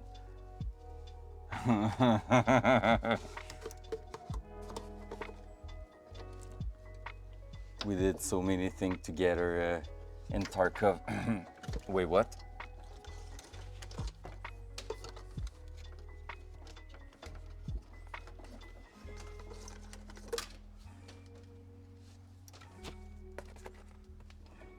What happens in Tarkov, stay in Tarkov. Does Flo know? Maybe, maybe not. And I'm not sure she's here at the moment, so that's maybe better like this. Another wire that we will get, no, we're not getting rid of that one because what? Because it's the water temp sensor we are bringing with us. What else? What else? What else? These one here. What's that? Oh my god. All right. There's so many things I want to know why it's done this way.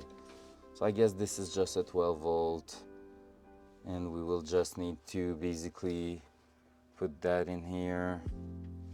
All right, this is the thing I hate about this right now, is that you have things like this. This is this connector here going right through there. So ECU connectors going through there on this wire that is basically just going nowhere because it was not in use.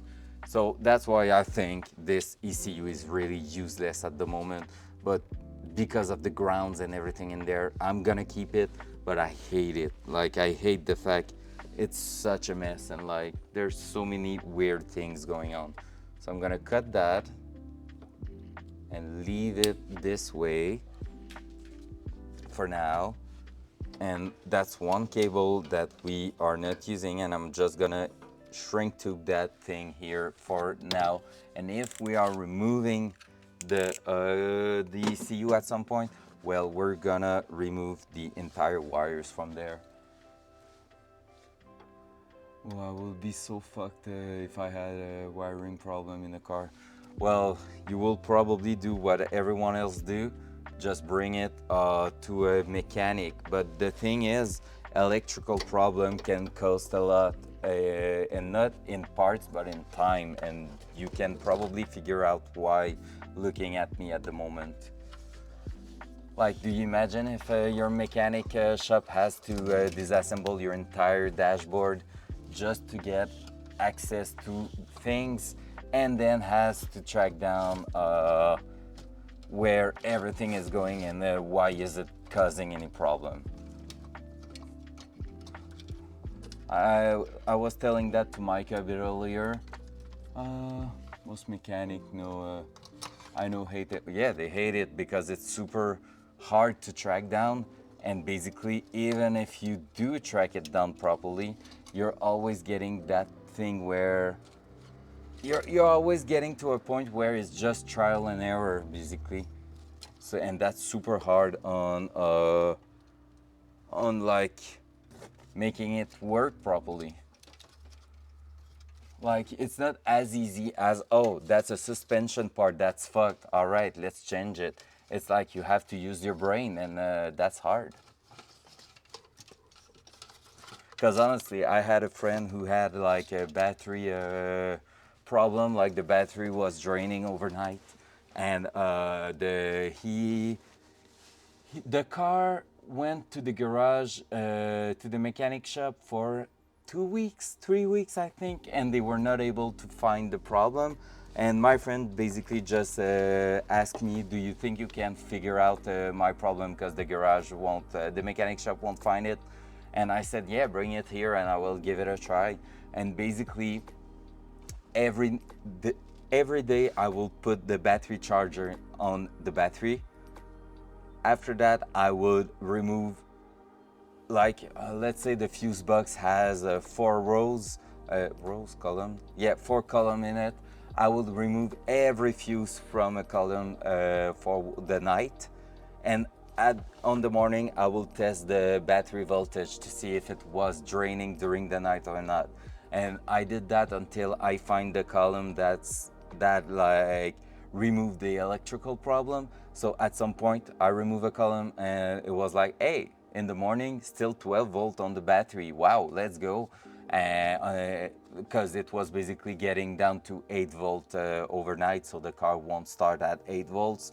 And yeah, so basically after I did that, I basically, my last electrical problem, my mech said, fuck this, take it to Ford. Yup, that's basically what happens usually. And yeah, so basically once I found the column, I started to add one at a time the fuse back in there, waiting for a night again, and like testing the battery in the morning. And at some point when I put the radio fuse in there, the head unit fuse, well, basically it started draining again, and it was the entire head unit that had a problem. Like the original Mitsubishi head unit, it hasn't been replaced or anything. And like at this point, my friend was just looking to sell the car. So I was like, okay, I can make a little thing that will be reversible. But basically what I did is like I added a relay in there that will turn off the fuse when the car was getting at the off position. So as soon as you remove the key, the entire head unit was shut down completely, like no electricity going there at all. And basically it's just that the head unit was not going in a sleep mode. It was the only thing. Like it was not playing music, but it was still draining the battery just like if it was still on. So I added that relay, and the only inconvenience of that was that you were losing the clock. Like the clock was resetting and all your preset in the radio, so like the FM channel and stuff like that were resetting every time you were turning off the car. But he was like, hey, that's fine, that's not a big deal to sell the car. Like that's something I can tell the person that, oh, the radio is doing funny things and everything.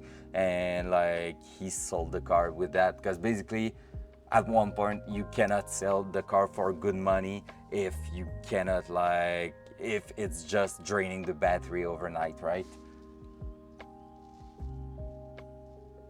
No, that's not the worst issue. I had a car doing that, and I also had a car draining the battery due to the I don't even know how you call that, the remote starter. No, what would it be? Démarreur à distance.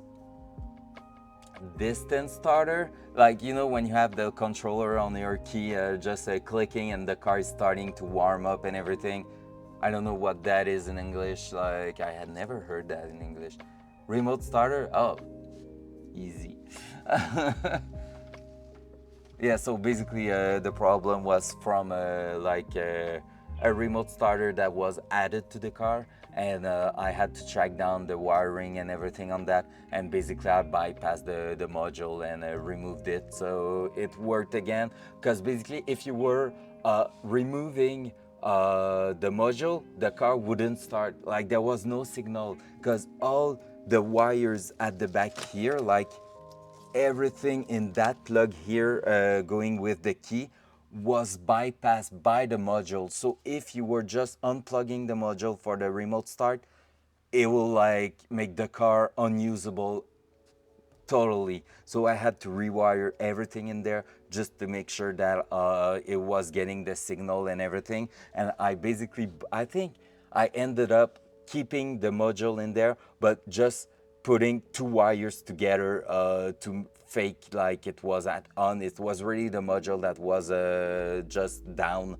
It was not working at all anymore. And basically I bypassed two wires, and now every time you were putting the key to the on position, it was saying everything like it was properly wired. So yeah, it was crazy. Like this kind of problem, I kind of like them because it's not something you will solve in an hour. It's some long ass problem to solve, but you just have to use your brain and basically go one step at a time. Try something. If it's not working, go back and try other thing and stuff like that. So it's not the greatest thing to do, but like it's not that bad to do, honestly. I kind of like those kind of problem, to be fair.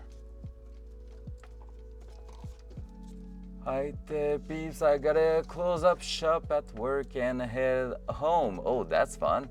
Glad I got around to following. I'll catch you in church. All right, buddy. Brenda Blue, have a good night and be safe. Go back safely at home. Take a beer on the way just to be perfectly ready for church, right? And have a nice one, man. Thank you for coming in this afternoon. It was super fun to have you here. And see you tonight.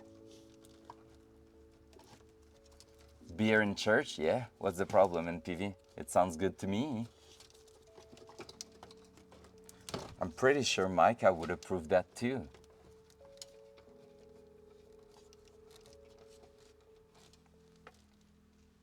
I don't know if Hawkfan will approve that, but that's a problem for another time, right? If she's not here, she cannot say we are wrong. Right.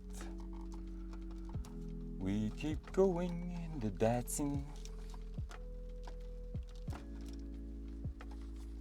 Oh, by the way, NPV, I don't know. Yeah, you got into my Discord the other night, I think, and basically, I don't know if you have seen the video Raminta put in general, but god damn it, like, it's super cool. The festival she's prepping for is really, really nice. I would really love to attend something like that. There's a few of them in here too, but holy shit, it's cool.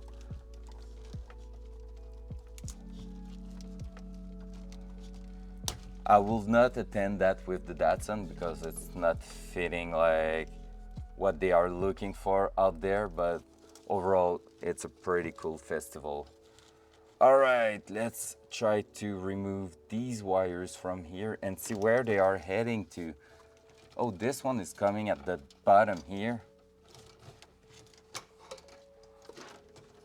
Oh no. Oh no. Oh no, no, no, no.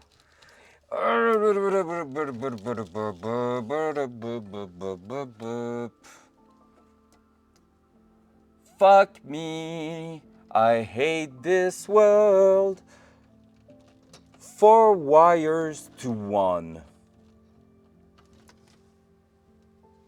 You gotta be kidding me, man. They really did an engine swap in here. I'm really, really sure that this car had an engine swap before having a V8. I'm sure of it.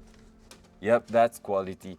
And I mean, it's not like they did it badly. Like everything in here is doing something. Like I mean, they are just ground. All right, I didn't say just because ground are super important. They are probably the first cause of many problem in a car.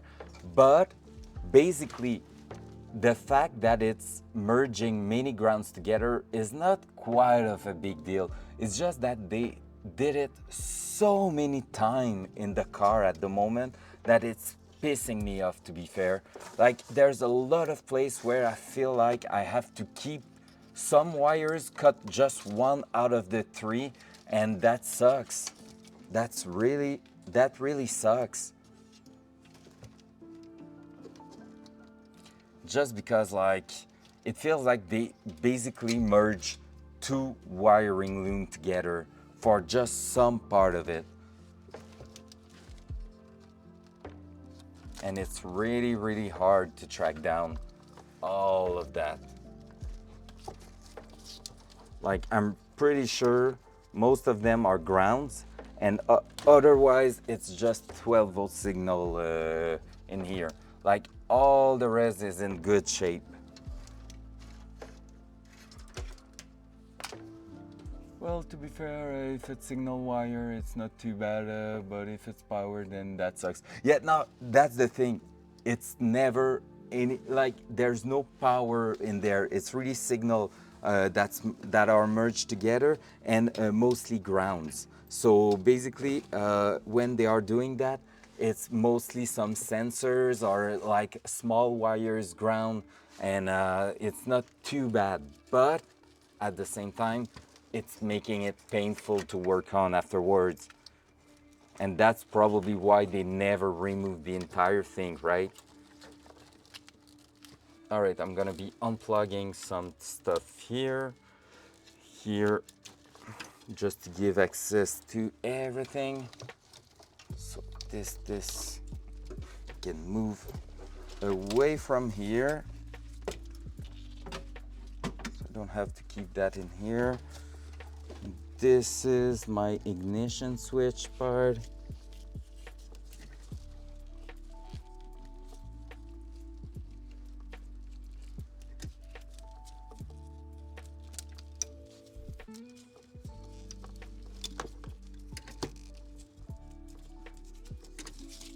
Yeah, that's really about like just Why would you do that instead of extending those wires to have their own kind of standalone ground? I don't know if you can say standalone ground, but that's a thing now.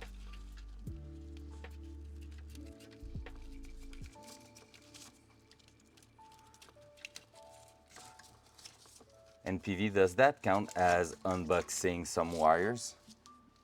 Close enough, right?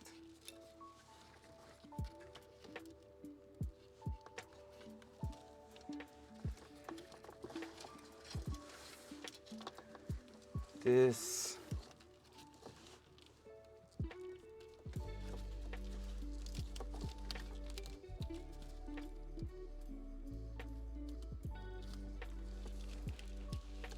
This.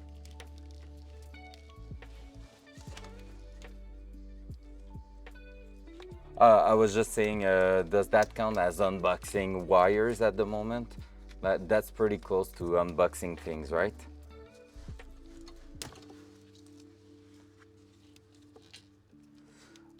Honestly, that's the only thing sad about streaming now.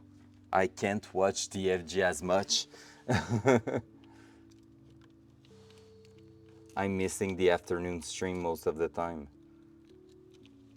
Well, at least the beginning of it, but not in the full stream. And in the morning, I'm missing most of it. But that's part of the game.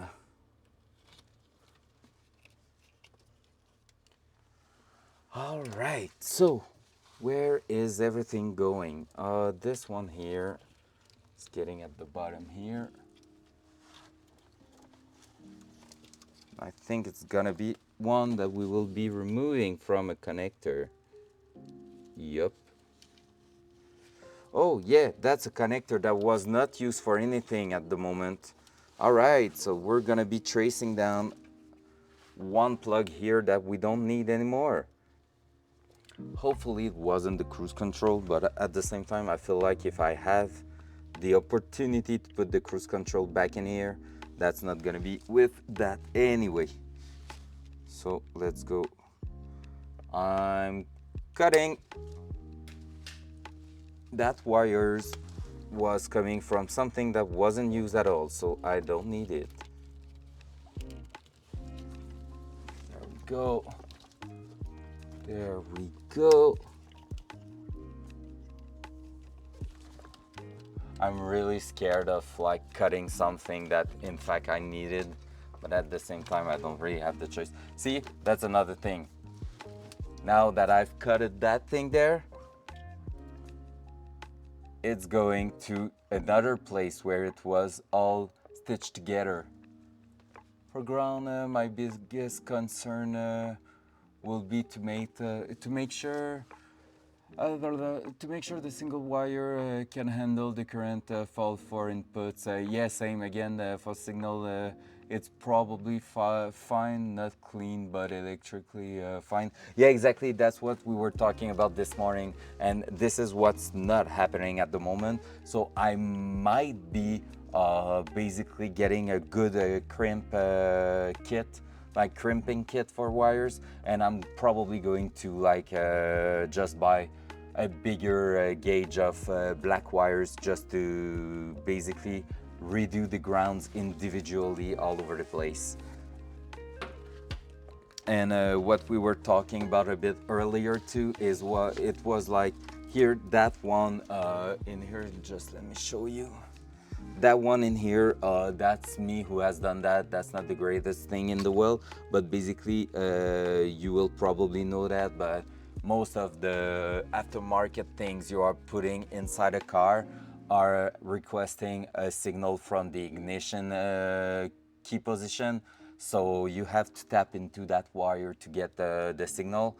And so it will turn, for example, the relay for a fan, or the relay are just turning on a gauge or something like that, because it's aftermarket, it's always asking for that.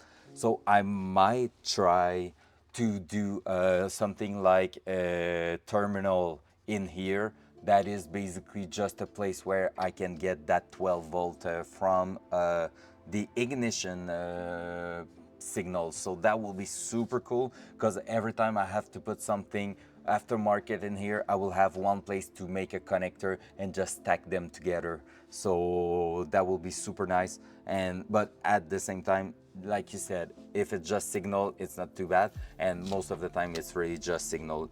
As long as you have a bit of 12, more than a few volts in your wire, it's gonna turn on the accessory, but it's not the main. It's not the main source for it. So yep, that's something we will have to take a look. All right, so this wire is going up here. This one is a ground here. And this yellow one, where are you heading to? I think you're going, yep, here. So the water temp.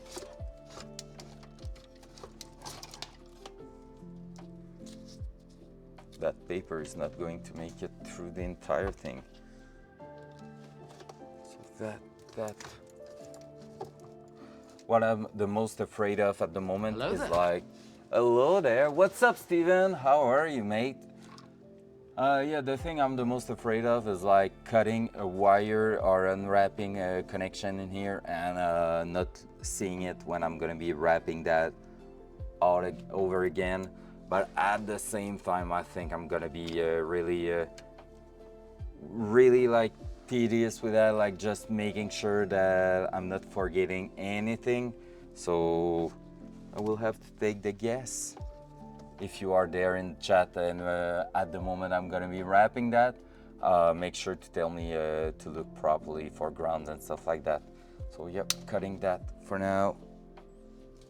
Nice. How was your day? I hope it was great.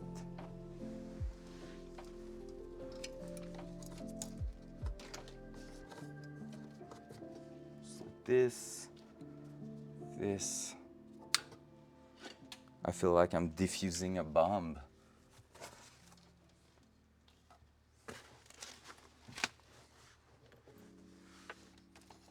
All right, now we're getting into the big part here where we need to go to the other side of the car. So let's move around here. This is good, this is good. This is okay.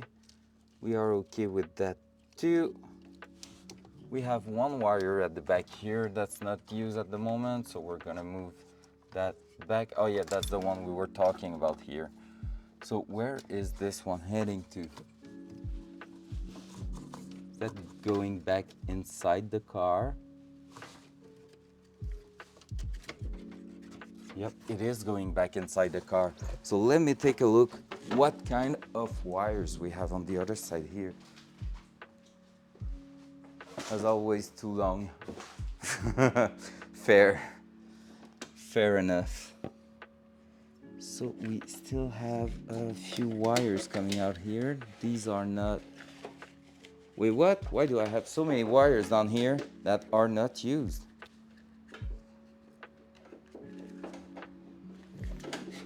I still have plenty of wires to remove from here. So I was right to think that something was wrong in there.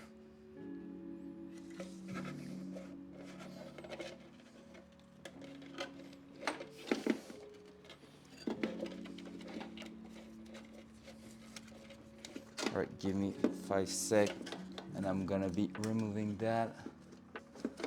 On my side, Steven, it's been wiring. We are cleaning the body wire at the moment just to make sure that before getting involved with mechanic wires like the engine wires and stuff like that, everything in here will be clean. It's gonna help prevent any electrical gremlin in there, even though there was already a few of them. So we're just trying to make sure we're gonna be all right. Oh, you just remind me, I need to ask Steve if he still has a few parts from BRZ, his one or yours or any other one, because basically I wanna maybe have a steering rack from a BRZ to test fit inside here. Yeah, it's so sticky, it's disgusting. Yeah, I feel like I'm on the I love it side, even though like it's not my favorite part so far. It's still not too bad. Honestly, the fact I'm taking a good pause between the morning and the afternoon, and like I'm doing just 2 to 3 hours of it at a time is really the best. If it was none of that, I think like I will be really pissed. But at the moment, it's just the right amount of wiring at a time. And after that, I'm taking a huge pause, and it's really good. All right, guys, I think you're gonna be quite impressed on how much wires we're going to pull from there. Because it feels like there's still many things to come out.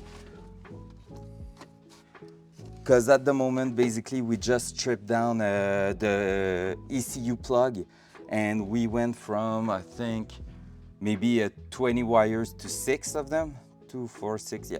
6 wires left, well, let's say 7 wires left in the ECU. And after that, and I'm not even sure we need it. It's just because they are mostly grounds and stuff like that. So I'm just making sure we might need it. So I'm just keeping them to make sure we're not messing too much with that. Is that you? No, it wasn't you. Was that? No, it wasn't. Right, I just need to figure out which plug it is at the moment. Is that? No, it's not these ones. Where is the huge bunch of wires out there? I will have another look. Well, yeah, so basically we are just cleaning up the entire wiring loom, and I think we're doing like quite a good job at the moment. Like it's really looking good. Oh, it's just under that.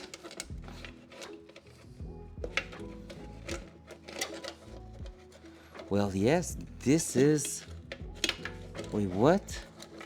This is the one getting inside the car with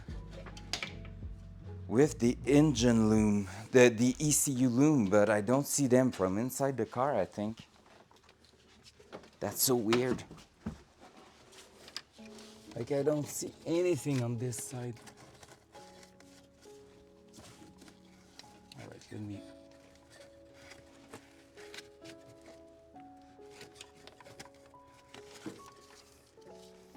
I'm really not understanding what I'm looking at.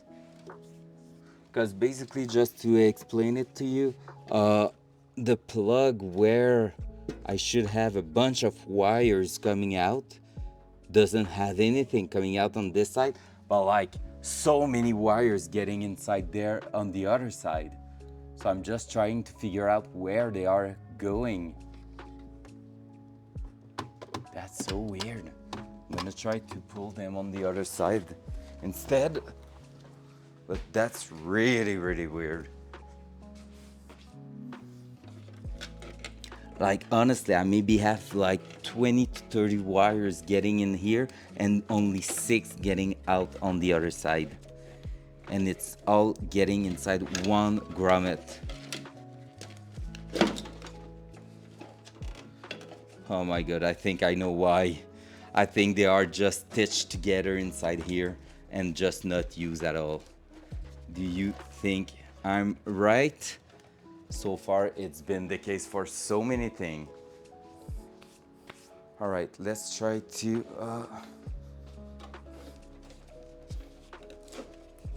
It's exactly that. Oh my god. Well, someone tried to clean that up. A little bit, I guess. It's disgusting. The old electrical tape is so sticky at the moment. I hate it. I hate it in here. Right, I'm gonna show it to you right after I unwrap everything. It's not going to be too long, but you will understand what I was talking about. Right, so basically all of these.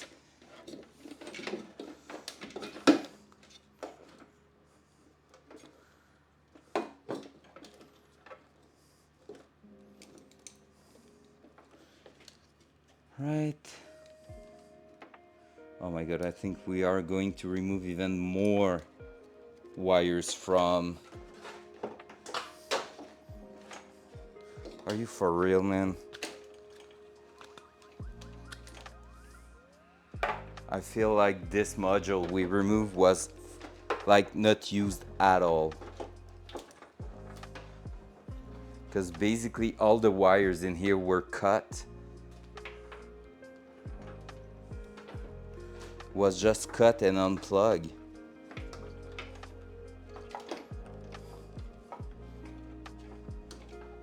One big yellow wire going to the other side there.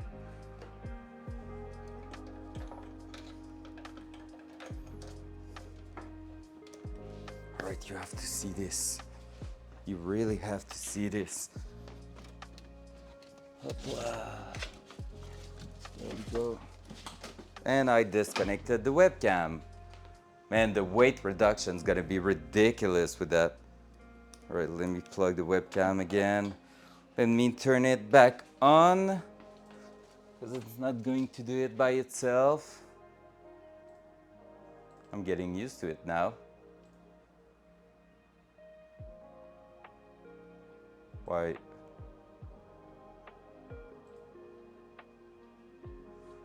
Right, let me do it properly because I feel like it's not receiving the signal.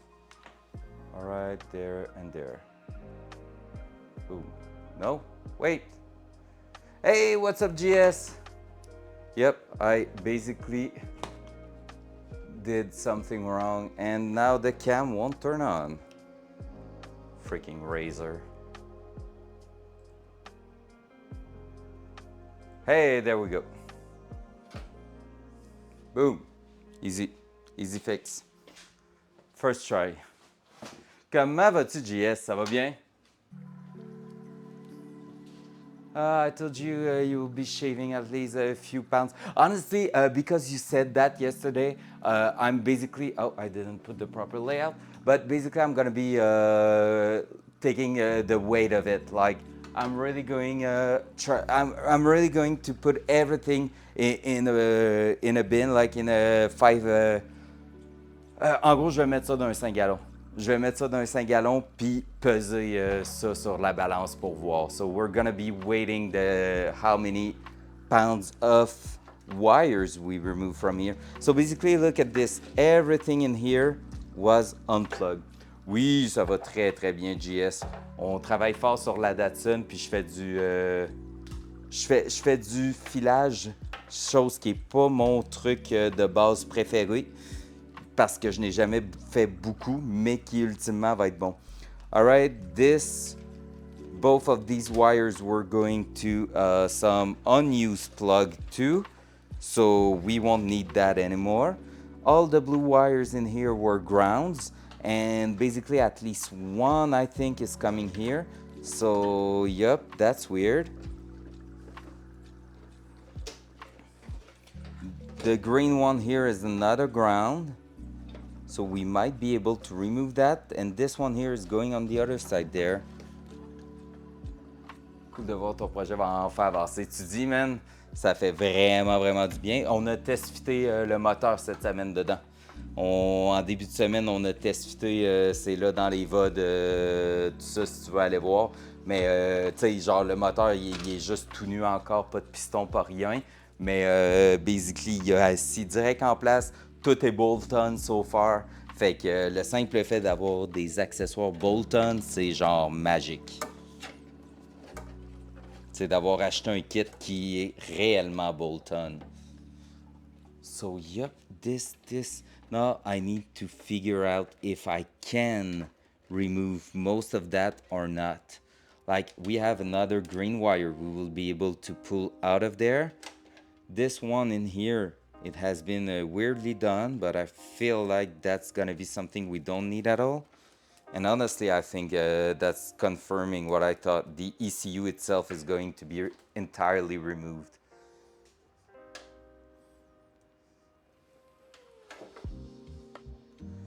See, that was just crimped together here.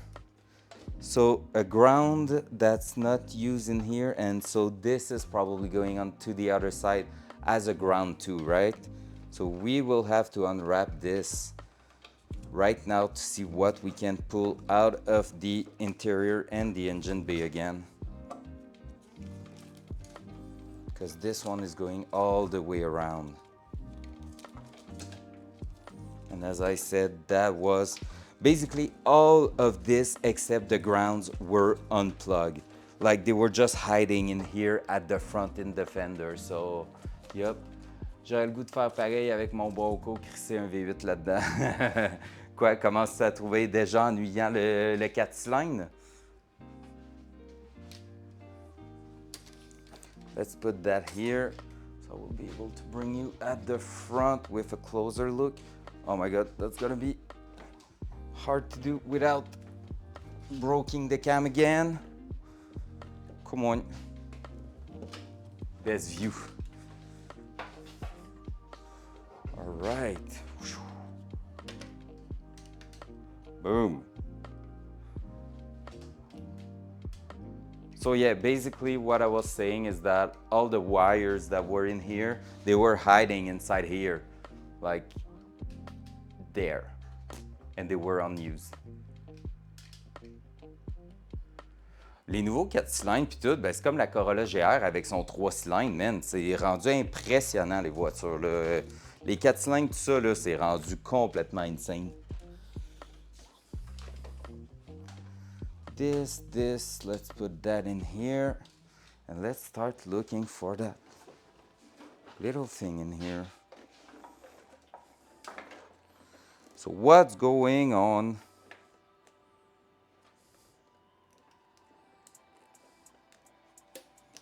There. All right, what these plugs were. They were the one for that module and that module here. Let's take a look. I don't have my cell phone, so I'm gonna do it here on the computer. Just wait for it. I'm gonna try to look at what that is. C'est pas un petit char que j'ai, c'est quand même lourd. Ouais, j'avoue, en plus. En plus, avec le poids, tout ça, fait que ça le fait, c'est nice, là. A15 000 008. Is that it? 50? I put 6 in there, yep. All right, Datsun 280ZX. I have something.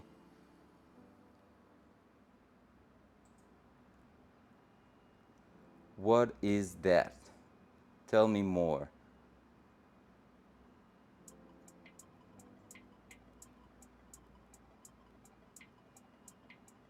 All right, they are resistors, but for what? They are relays. 2188 kilos, my fucking god, c'est lourd ça. C'est 2 tonnes un Bronco, damn.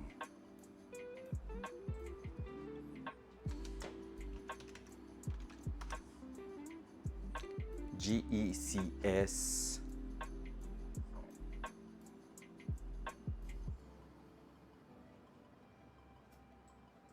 We will try that GECS.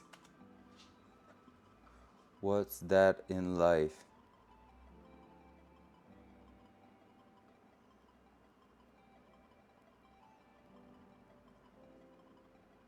That has to do with the ECU. I think it's resistor and stuff for the ECU. So for now, we're not going to be throwing it away just yet. But at the same time, I feel like I said, it's useless.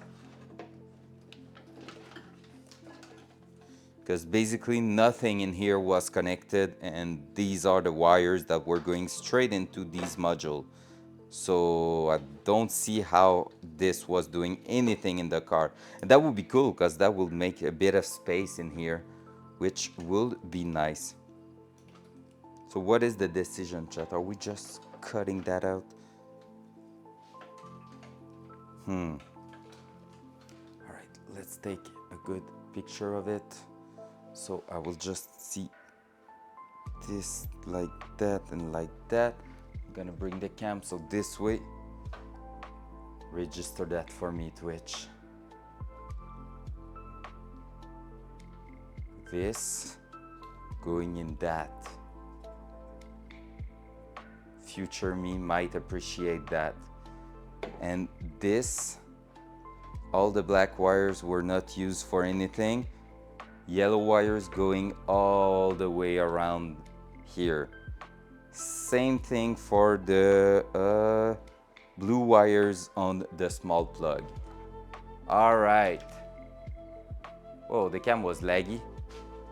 What the fuck? All right, the cam is not laggy anymore. Ah, quand même.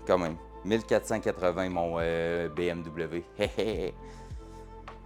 All right, so this was not used. Yep, I think I'm gonna unpin that for now, or just go and unstrip that wire in here.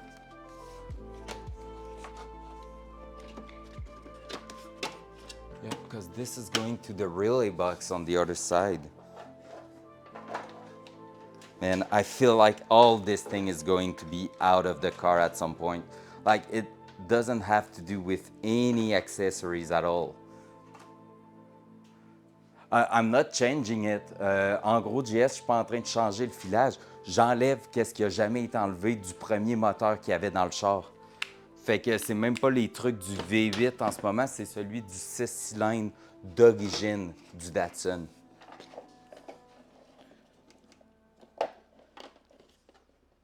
Yep, and what was in there already?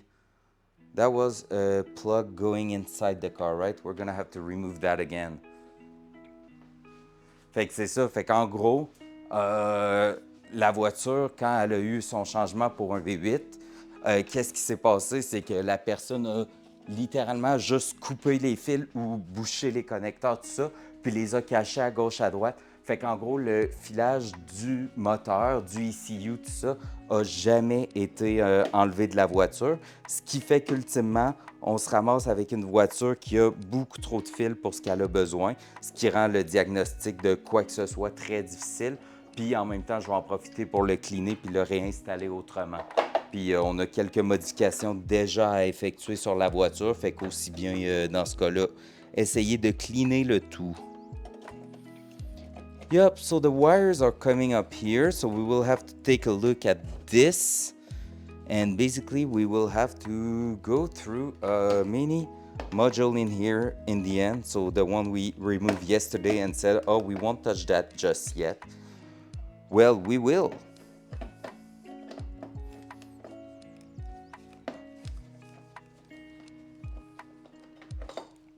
By the way, thank you everybody. Merci tout le monde qui est là en ce moment. Thank you everybody who's here at the moment. It's super cool to see like when there's more people and everything. Like I saw a tendency that in the morning it's a bit more calm and everything, which is okay. Like I mean it's normal. But at the same time, seeing people in the afternoon is so great. It's really, really enjoyable. So thank you everyone.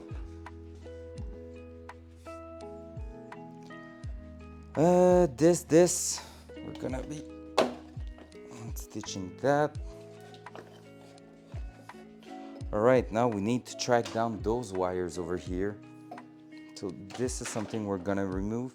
So we are slowly going from driver side to passenger side without even trying to.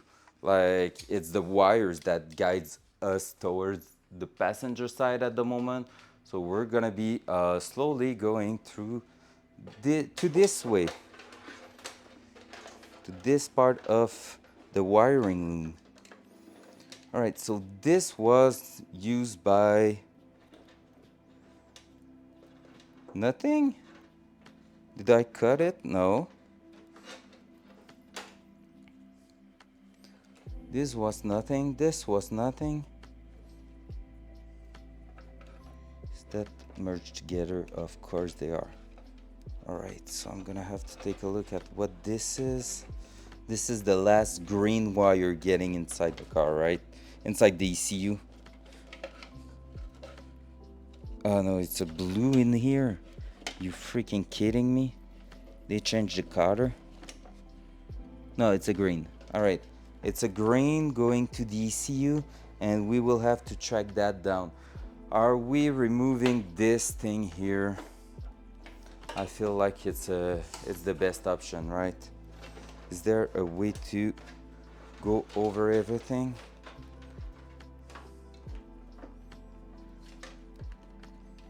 No, we cannot go over everything at the moment.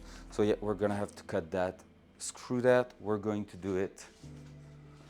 Removing everything to make something better in the end. Destroy to get something better. It's a classic when working on anything, right? Tu vas-tu dégraisser tout ça avant de tout installer? Ah, pub. If you get some ads, don't forget you can use Amazon Prime.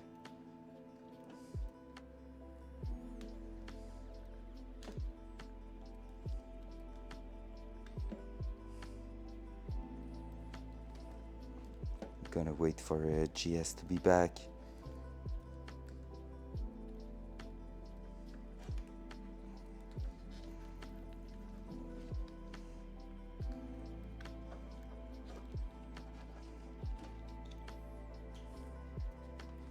Are you back? Are you back? Are you back? Back! Hey, what's up? So you ask, est-ce que je vais tout dégraisser avant de tout installer? Là, je peux répondre all good. Oui, ben en gros, on va y aller all-in. Là. Je sais pas si tu as vu mes nouveaux morceaux en bas là. Nouveau subframe complet sur mesure pour la Datsun, tout ça. Fait que en gros, on va principalement stripper tout, mettre tout, genre vraiment tout cleaner, tout ça. Ensuite, on répare toute la rouille, on bouche absolument tout. Nice, je savais pas que tu étais là, merci. C'est le fun, c'est très apprécié, même quand vous lurkez tout ça, puis que genre, tu sais, pas besoin de parler dans le chat, le simple fait d'être là pour les stats, c'est très apprécié. Mais c'est ça, fait qu'en gros, on va être... ce que je vais faire, c'est au fond, on va stripper la majeure partie. Le but, c'est de mettre tout pas mal fixe en place finale au niveau des accessoires, des boîtes de relais, des fils, tout ça, pour ensuite de ça boucher tous les trous qu'on n'a plus besoin, réparer toute la petite rouille qu'il y a à gauche à droite. Il y en a beaucoup à l'intérieur des arches, des roues, tout ça. Puis ensuite de ça, ce qu'on va faire, c'est re-shooter l'engine bay au complet. Fait que je le re-shoot en noir, mais juste le mettre genre vraiment clean. Fait que c'est pas mal ça le plan en ce moment. Fait qu'on va ramener ça tout beau, tout propre. Ah, c'est cool ça. Thanks.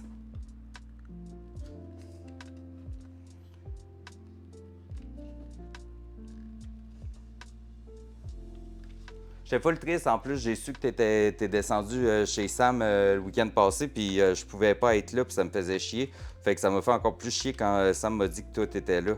Il m'a dit que t'étais genre le premier à confirmer tout ça, que t'allais y être. Puis moi, legit, j'ai vu l'événement genre une semaine avant, même si ça faisait 2 mois qu'il était créé. Fait que I was sad.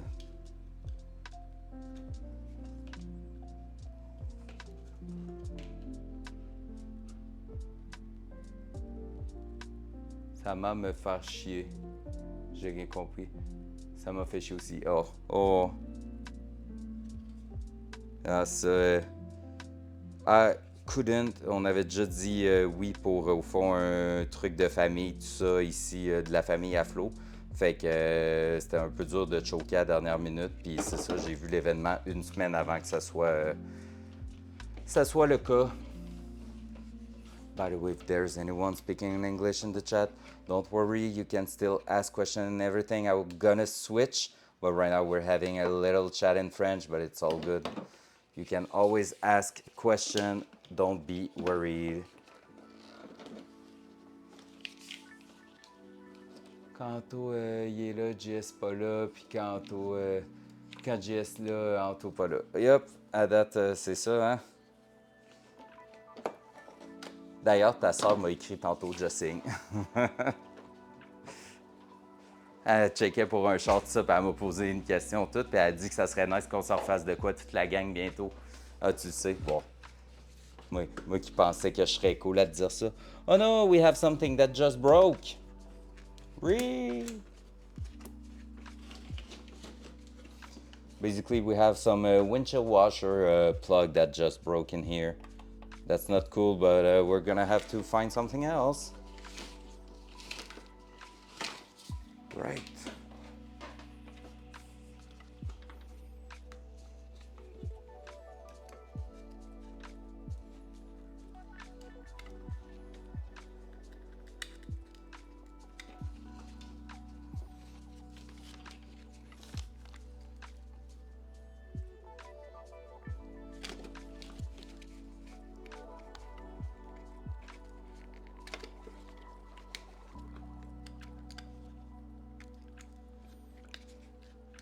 So long to strip down wires, but at the same time it's so fun.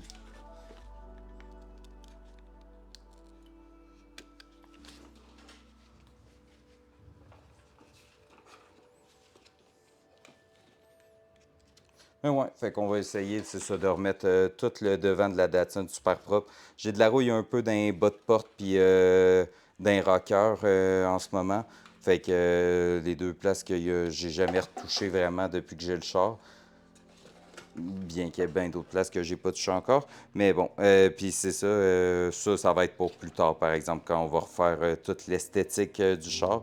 Pour l'instant, on se concentre sur la partie mécanique, mais on va refaire les places. On va refaire les pires spots pour l'instant dans la partie avant, vu qu'on va jouer beaucoup dans ce coin-ci, puis rajouter beaucoup de power, puis pas beaucoup de poids, remarque, là. Fait que le poids va avoir de l'allure, là. We are building the best car out there. Oh, we have a folded wires in here, I think. That's not good. All right, just so you can see it. Winter beater, alors, new project, let's go on to. Oof, that's not a winter beater. Fuck that. Just the custom subframe is worth more than a winter beater. Genre vraiment là, juste ça, les pièces dorées en ce moment valent beaucoup trop cher pour être mis dehors l'hiver. So we have something going on here with connection and we have a folded wire in here. That's not looking good. We're gonna have some surprise.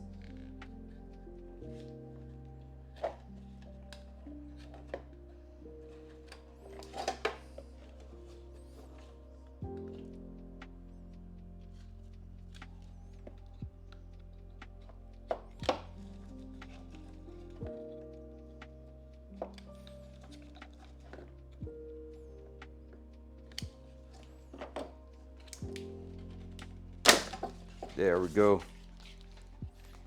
Oink. Surprise, motherfucker. So basically we have these wires that we don't know what they are doing. So we're gonna have to find out. At least one is going in that relay over here.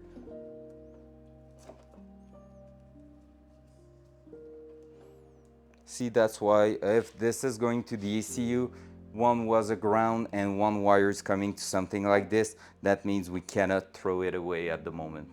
So that's the thing, we're gonna have to take a look carefully, just making sure that everything is unused, but like I have no clue what those relays are. So I might have to take a look in here, but basically, I don't know if I'm just going like this, pop, reading the thing. Oh, wait a second, maybe we had it. If I'm finding them just like that, that's crazy. That's the ECU.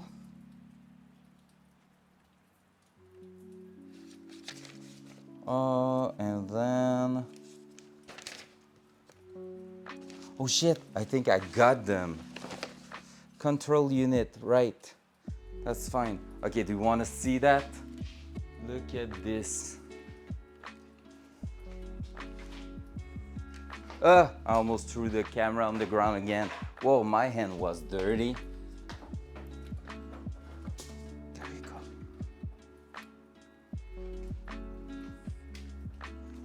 All right, so basically I'm looking at the original maintenance manual of the car, which is not in its best state at the moment, but still it's pretty cool to have it. And basically here, I'm pretty sure that's exactly what we are. Yep, we have the ignition box. So basically, that part right here is this one there. And these are the relays that we have in there. So that's pretty cool. We have the plastic thing and everything in here. So we're gonna take a look. So what does it say? The one is the EFI relay, which is something we don't need anymore. And do I have the other ones in there? Oh, we have the other one on the other side that we were looking at. This one here. So this is the dropping resistor. What does it do in the whole universe? We don't have a clue. All right, so this one in here, disconnect ground cable from battery, disconnect electric connector from dropping resistor, remove dropping resistor, attaching screw to install dropping resistor, reverse the order of removal. That's a thing, yeah. But I just want to know what they are doing in the entire world. But I feel like this is all about the engine, the first 6-cylinder engine that wasn't there. Engine fuel going to fuel pump relay, oil pressure switch, alternator, fuel pump, throttle valve, where is it? Injectors, that makes sense. Water tank, that makes sense. We don't have that in here. Just trying to find it.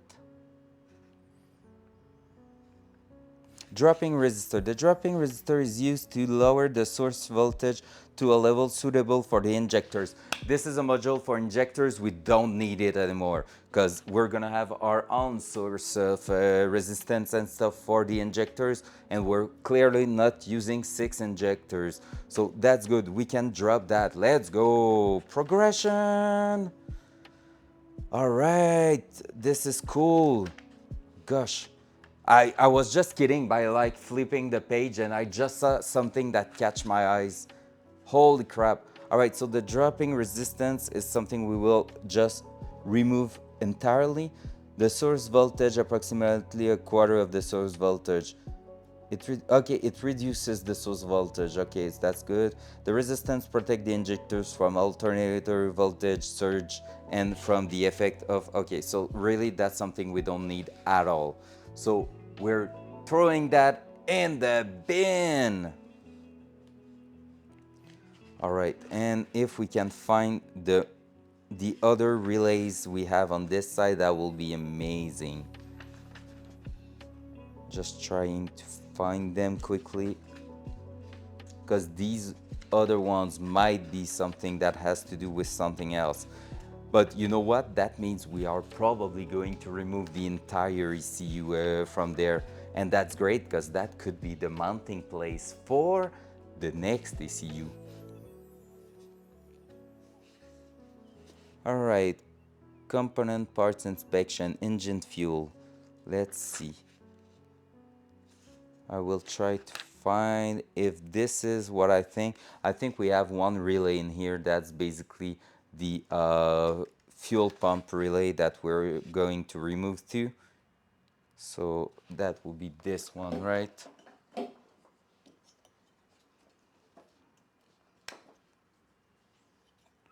No, that doesn't match because it's a 3-pin relay, and here it's a 5-pin one, so that's not the good one. That might be the one that is not used in there. Oh, I had the box too just before. We're gonna have to take a look at that. Applying the RTFM method. What is the RTFM method? By the way, good afternoon, Bill Buck. How are you? Look at this. We are stripping all the wires from here. It's such a mess. Read the fucking manual. Love it. I love it. Yep, that's exactly what we're doing, which is pretty good. Well, it's the first time we're opening the manual at the moment, so we were not doing that before. Ok, juste pour te faire un résumé, en gros, quick summary of the situation. En gros, en ce moment, on est parti, puis ce que j'ai réalisé, c'est que Tu sais, à la base, c'est un 6 cylindres, un 6 en ligne à injection qu'il y avait dans la voiture. Puis quand ils ont mis un V8 de GM à carburateur, ils n'ont rien enlevé de l'électrique. Ils ont coupé, ils ont tapé, ils ont caché les fils, mais toutes les fils d'origine de l'ordi, tout ça, sont encore dans la voiture. Fait qu'en ce moment, on a peut-être à peu près une trentaine ou une quarantaine de fils d'enlever pour supprimer tous les connecteurs et tous les fils qui étaient aucunement utilisés. En ce moment, on est passé d'environ 25 fils sur l'ordi d'origine à 6. Puis sur les 6, je suis en train de voir qu'il y a des trucs que c'est en réalité le fil qui va pour la résistance pour les injecteurs du 6 cylindres, qui vont pour les relais, tout ça, du 6 cylindres. Fait que, OK, but you get back to normal V8. Basically, we're not going back to normal V8. The one we had was a super simple old V8 from the 80s. We're going with EFI from the 2000 years, so 2003. And basically, it's gonna have its own standalone ECU. So it's gonna have a custom aftermarket computer driving the engine and the transmission without, and it's coming with its own wiring loom, so we can delete everything in here that we don't need, and the engine is going to be running on its own wiring loom that's going to be super clean, super neat, and that we will just have to plug in. So that's cool. Just saying something, if it works with OEM wire, you might want to look for a new harness, might be simpler. What do you mean? The new engine? The new engine is gonna be all new wiring harness it's its own harness basically. I put the engine in there, and when I order the ECU, it comes with everything I need except the sensors that I need to buy brand new. But the plugs, the connector are already in there, so it's gonna be like basically 100% functional. So it's gonna be plug and play, like they say. I don't know what that is, but this is not what we need at the moment, I think. This one here, I know where it was at some point. I'm not sure. I know I saw that. Timer unit. I saw that thing at one point. Is that the one here? Yeah, it's the one in here, I think. But I thought that was another thing. This is for the fan.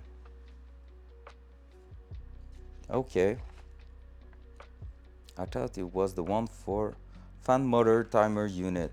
Well, that's another thing we might not need anymore, but yeah, I thought the one I had here was something else. But yeah, so basically, like you said, we are. Do you have the wiring schematic for? If you can still read the color of the wire, that might help thing up. Yeah, I have it. However, it's really in low res, so basically, I'm probably.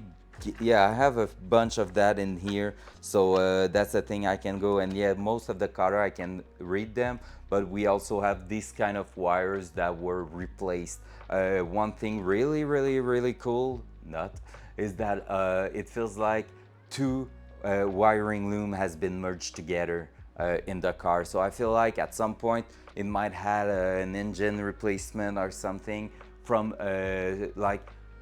One thing we need to know is that 79 was a year where the thing were done differently. So we had the 280 ZX from 79, and from 79 and 80 that were done on one type of connector and wires, and basically from 81 to 83, they redone the loom differently, so that means different color in the wires and different type of connectors, so everything was upgraded. But basically I feel like we have two wiring loom merged together, so yeah, that's not a real joy. And a lot of the grounds out there has been like they have been merged together, so basically they are crimped together and going to one wire for the ground, and it's not super cool. There was a glitch in the cam. That was fixed. Well, so yeah, that's not like the best thing in the world, but hey, we have to deal with that. I'm gonna go back to that here. This one I have over there. So this box here is the one in here, basically. Wait a second, there you go. So I'm looking at this relay box here, and basically the one thing next to it, we'll try to know what that is. But first of all right, so the big one missing at the back here is the fuel relay, so the fuel pump relay. So that one we will be able to remove all the wires from it, because we're gonna be driving that with the other, with a new fuse box and relay box, and it's gonna be wired to the ECU, so that's good. The two is the dimmer relay. So this one we need to keep it three here. Is that this one? Yeah, it's this one. This is the bulb check relay. So that's fine too. Four, it's the empty one here and no wires in that. Is the air conditioner relay, so there was no air conditioner in that car. The five is the inhibitor relay, so we don't have that in here. Six, what is six? Oh, it's the bracket and the relay bracket cover. That's good. So basically we will be able to remove a bunch of wire from here, so that's just confirming that, which is nice, because basically those relays were controlled by the ECU that we are not using anymore, so we will be able to remove all that, so that's pretty cool. In fact, I'm pretty sure there, when I'm putting the key to the on position, some things in here are getting 12 volt but are unplugged anyways, so that's gonna be safer. Other than that, let me check. If you want to take a look at the manual with me, there we go. So basically we just done that part over here, and now I would like to know what those modules on the side here are, but it seems like they are not telling me, because this is what we have over here. So we are looking for that one here. This one we know it's that one, the EFI relay, that we're going to remove entirely, because we don't have any more EFI with that specific car. Well, we will have a EFI again, in fact, because we were with a V8 with carburetor, but now we're going back to EFI on the V8, but it's gonna be something different. Is that the one? No, that's the fuel pump. That's what at the back. This is what was at the back, so we don't need that. No. Let's go through the page. I'm just going to take a quick look at this. This is mainly with the engine. Look at before, just before going even further in the car, because here we found that resistor there, and we will be removing that, which is pretty cool. But maybe there's something else in here for what's at the front here. What's going on outside? Come on, so loud. Are you hearing the sound from the outside at the moment, or not at all? We are okay with that. Okay with that. Wow, that's pretty cool. So that's with the old mechanic.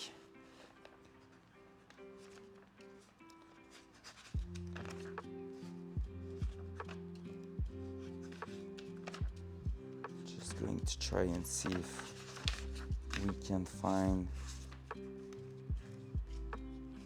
something that has to do with... Alright, we are in the engine mechanical here, so we're going further down here.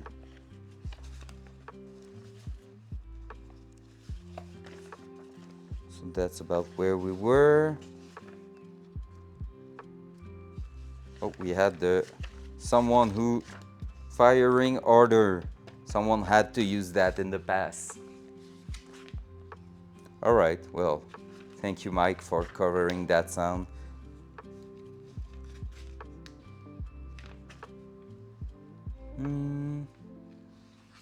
Nope, nope.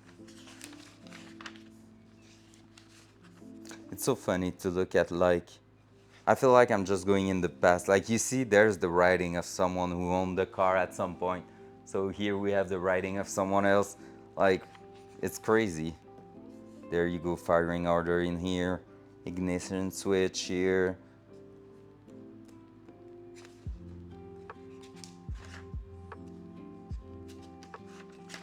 That module's probably in the inside. Alright, so here we might have what we need. Yeah, the fuse block is here. So we're just going to go back. Feel like we might come across some of the relays we need to find.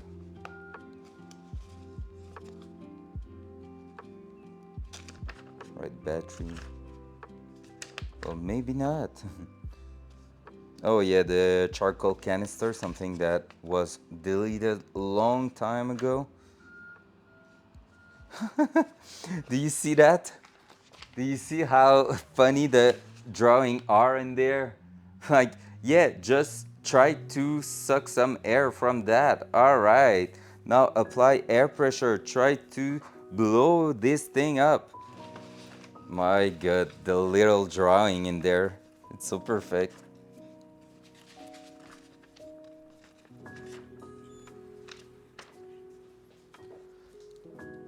Still nothing.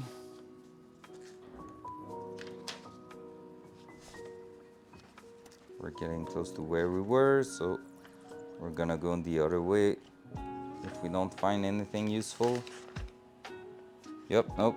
Let's go the other way around. Turbo. No, is that? No, that's the fan motor. Lol.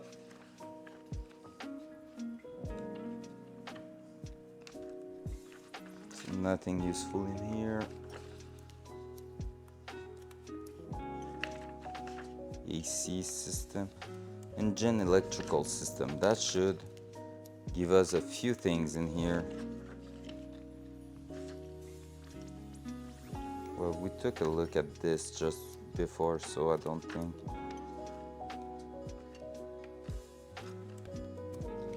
Yeah, no. You won't have a lot of thing in here. You know, when that's another part, like this is something completely different from today. You know, when the owner manual just it tells you how to pull the engine out of your car. Do you imagine that now? Like you buy a brand new car and you have a manual telling you, oh yeah, you can remove your engine and basically disassemble it entirely, how to replace your clutch and everything.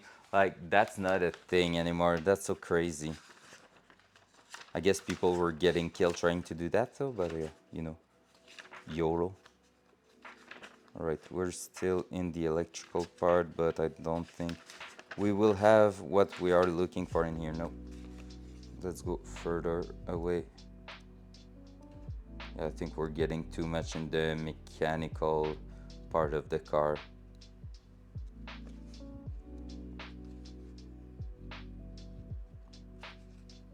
Oh, we will have everything to refresh our R200 differential in here. Type R180, and we're gonna have the type 200 too, so that's pretty cool.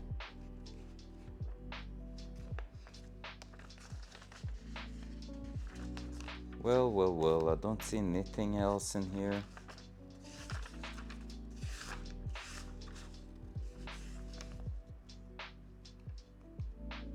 Nothing that is electrical or anything.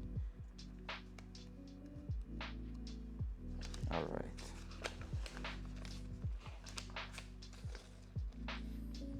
The pedal assembly, that's something we're going to need at some point. Just to have a look and see how it's done.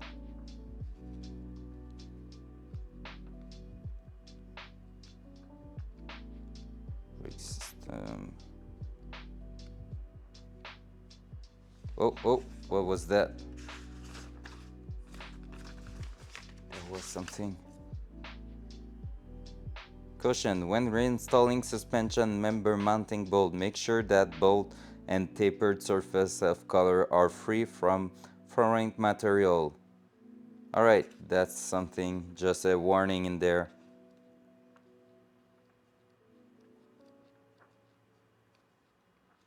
Differential stuff, nothing of interest. Alright, I don't think we're gonna find our answer right away.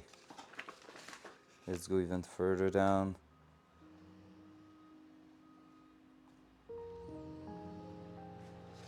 Maybe we're going to find, oh, we are close to something different in here. Alright, we have that again.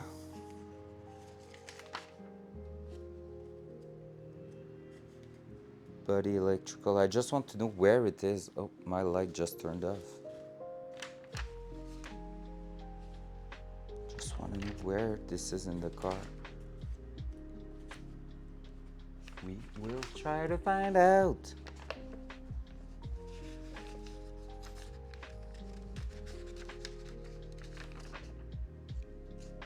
We're getting close. We're getting close. Because basically it's right at the back there.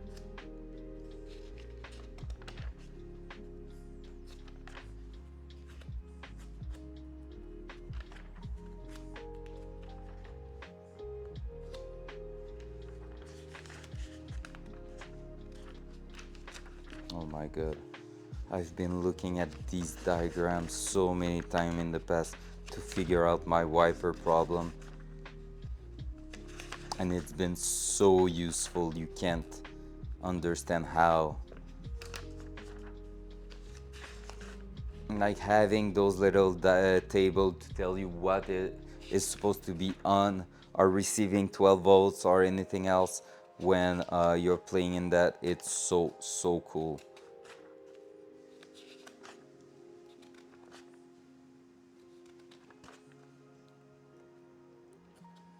Please show me what I need to see at the moment.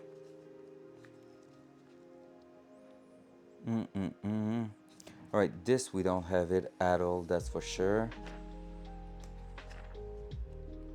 I know what you are. No. No, no. Headlamp sensor, that's the one I have at the front there. I'm pretty sure. I'm pretty sure.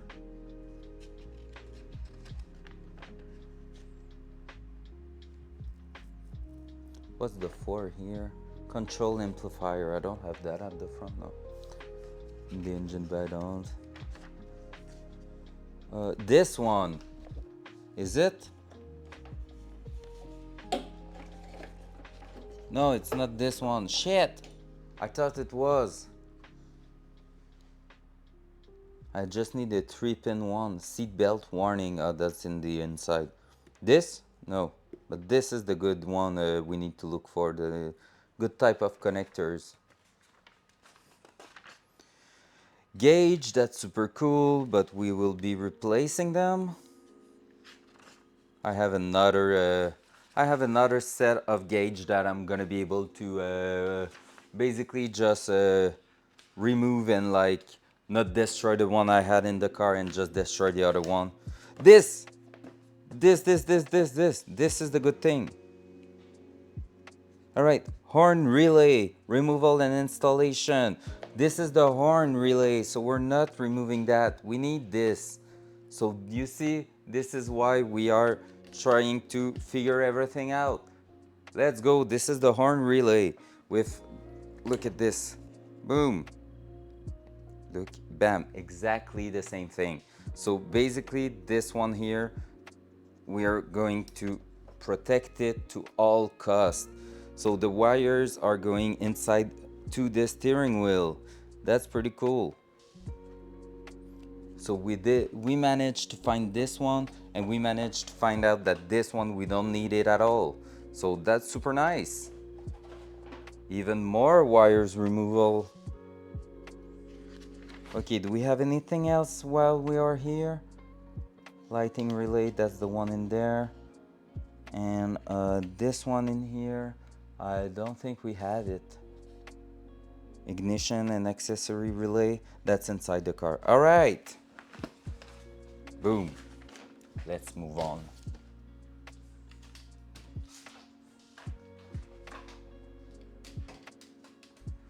So I'm gonna be working my way around here and trying to figure out what we need and what we don't.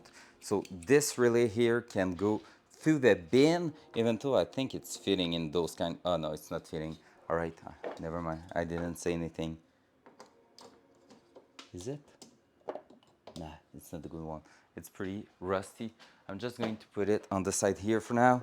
But yeah, so basically we can move our way up here, and all these wires should probably go to the bin.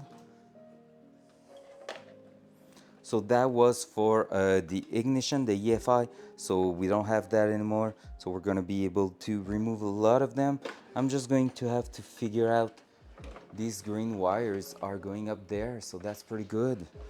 That's pretty good. All right, let's try to find out what's going on the other side. GG. So there you go.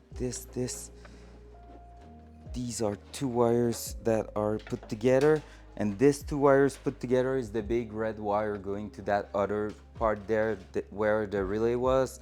So that's pretty cool. It confirms that we can remove all of this. Yeah, baby. And we are getting so close to calling the ECU useless.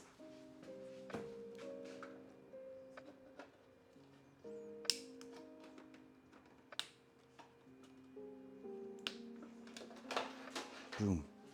See this? This is chow. Bam. So I throw it on the ground. There we go. This. So this one here is a ground that was going to that connector there, so we don't need that anymore. There we go. We are also close to saying that this ground, we don't need it anymore. So there will be almost no wires on this side of the car after that, and that is super cool. This one here, this one here.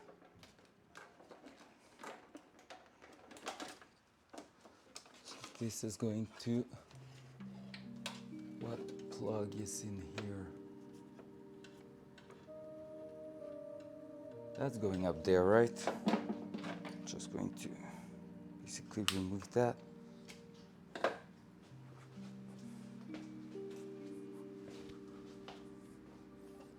So we said this is useless. This is useless normally. Well, yes and no, because this is not the same plug as the other one. All right, this one is still connected. This is the plug we are looking at.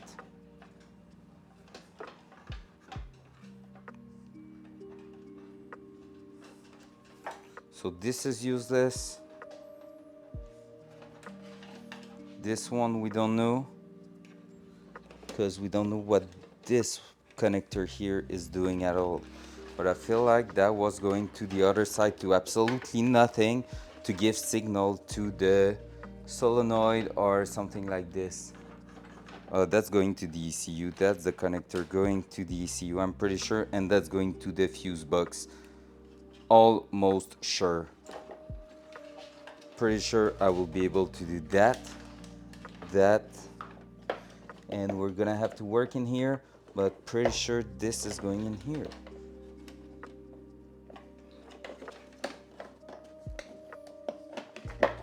Bam. So that's gonna be a big thing, and we're just going to have to work our way inside here. Wait for it. Oh, you cannot see pretty well, right? All right then, it's the box here now. You don't see nothing at the moment. You can see a little bit here. So yeah, there's a few wires in there, and basically we will have to find our way and make sure everything is okay in there. that big white wire, we said that they were not doing anything. So that's something we will be able to remove. This one here.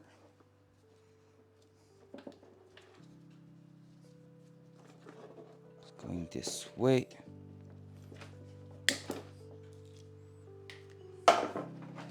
Stripping all the wires. This big red wire in here is not doing anything.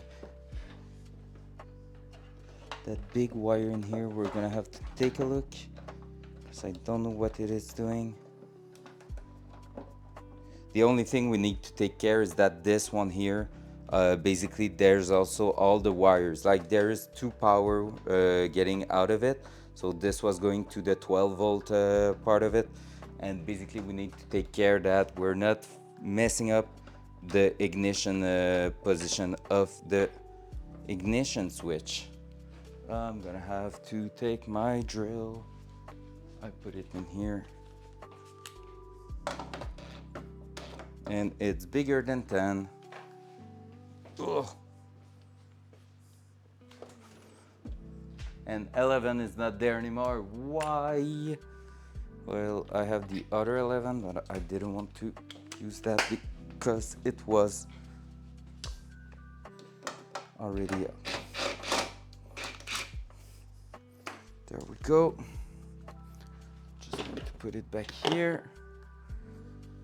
And so there it is. So these one, the white wires coming out of here, one of them is useless now, but the other ones are going to the ignition switch, so we will have to take care of that.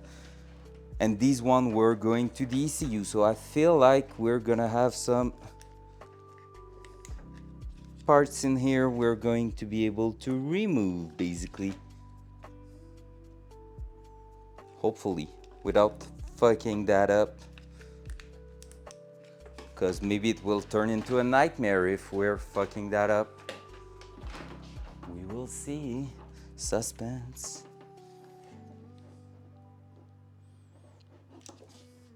Oh yeah, this is ignition switch going out there, putting the different thing in here, and basically that one here is just taking the power. Can I remove that like this? I feel like I need a little screwdriver to remove the connector properly.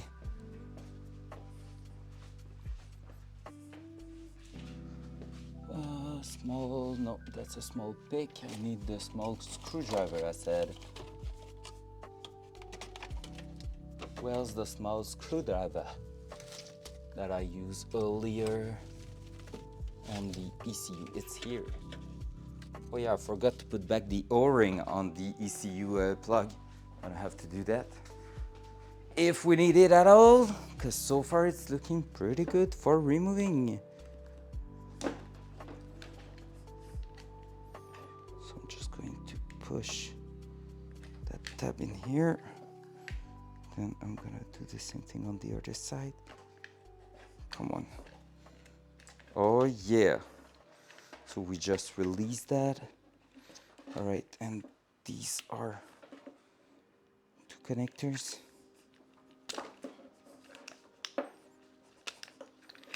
There you go. So normally this with a battery power on it should still turn the key to the on position. That's something that once we will have everything cleaned up, we will just probably put back the power, the main ground and stuff like that, and just making sure that we still have some accessories. So even with no engine, we should be able to see this, but yeah, we will have to make sure it is the case and not just a dream. So we're gonna cut that to remove them. And we removed all that. Let's go. Putting that back on the ground. So the horn relay is still here. We have this plug that's not used anymore.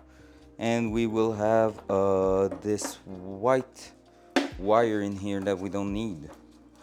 There's 2 wires in here. Oh my god, I'm sure they are stacked together. Oh yeah. They were getting one signal from here. Just the usual thing, you know. At that point, it's not impressive anymore. Is it already 5:30 for real?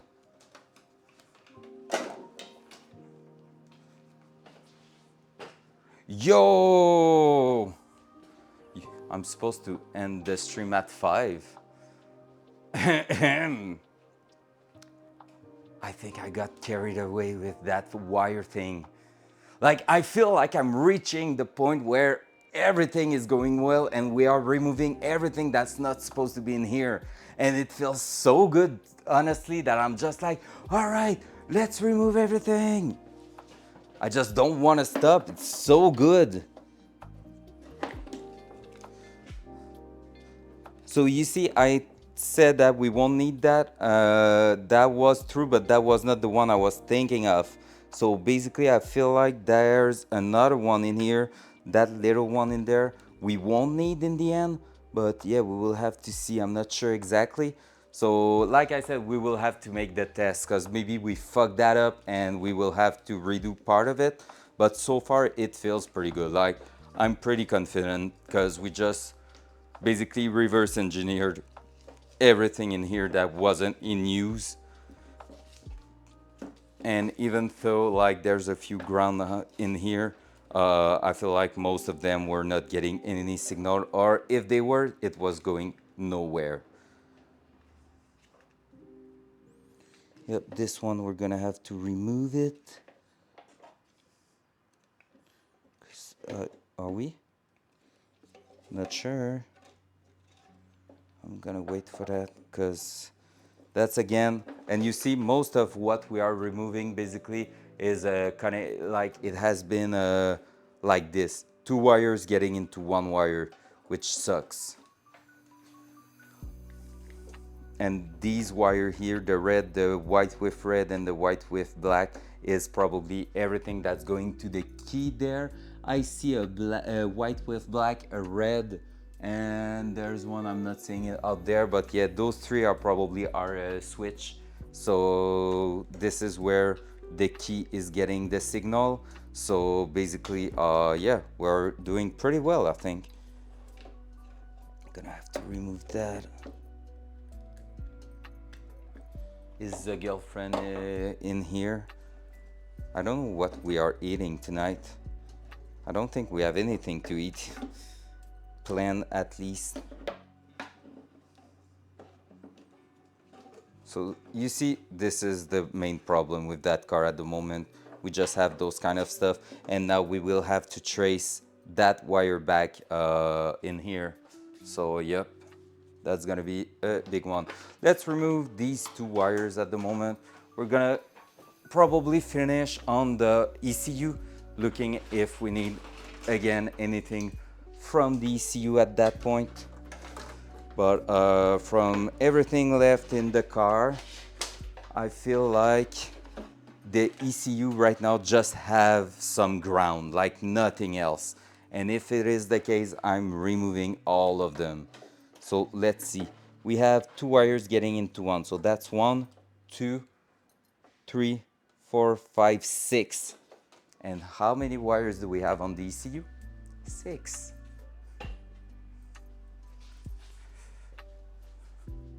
Because basically, from what I understand so far on that car, is that everything the ECU was controlling was just the engine. It's not like today where you have 2 different harness going to the ECU, and you get basically one for the engine and one for the body, but going to the same computer system. It's at the moment, it's like basically only one thing going to the computer, like only what was related to the engine going to the computer, and it's all the other module controlling the body of the car, so the lights and stuff like that. I have to do that this way, I think. Yep. So wait for it. Oh, they see my face. Bleh.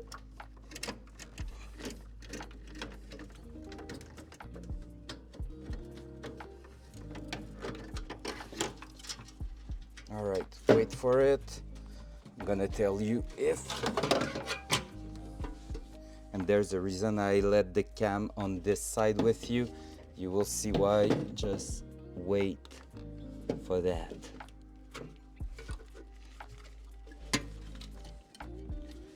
All right, are you ready? I'm pretty sure that if I'm just taking that, wait a second, there you go. Every wires are coming in. That's one. And I have the two wires that were merged together.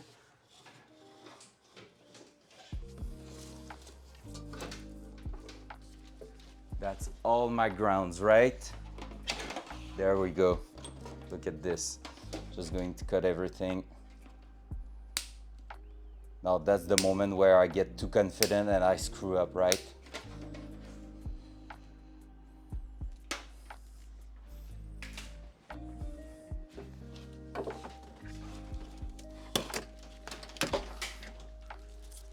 Boom! Entire ECU plug is out. That's a win. So in that bucket of wires we're going to wait next time, we're gonna add this computer that we don't need anymore. So that's a win.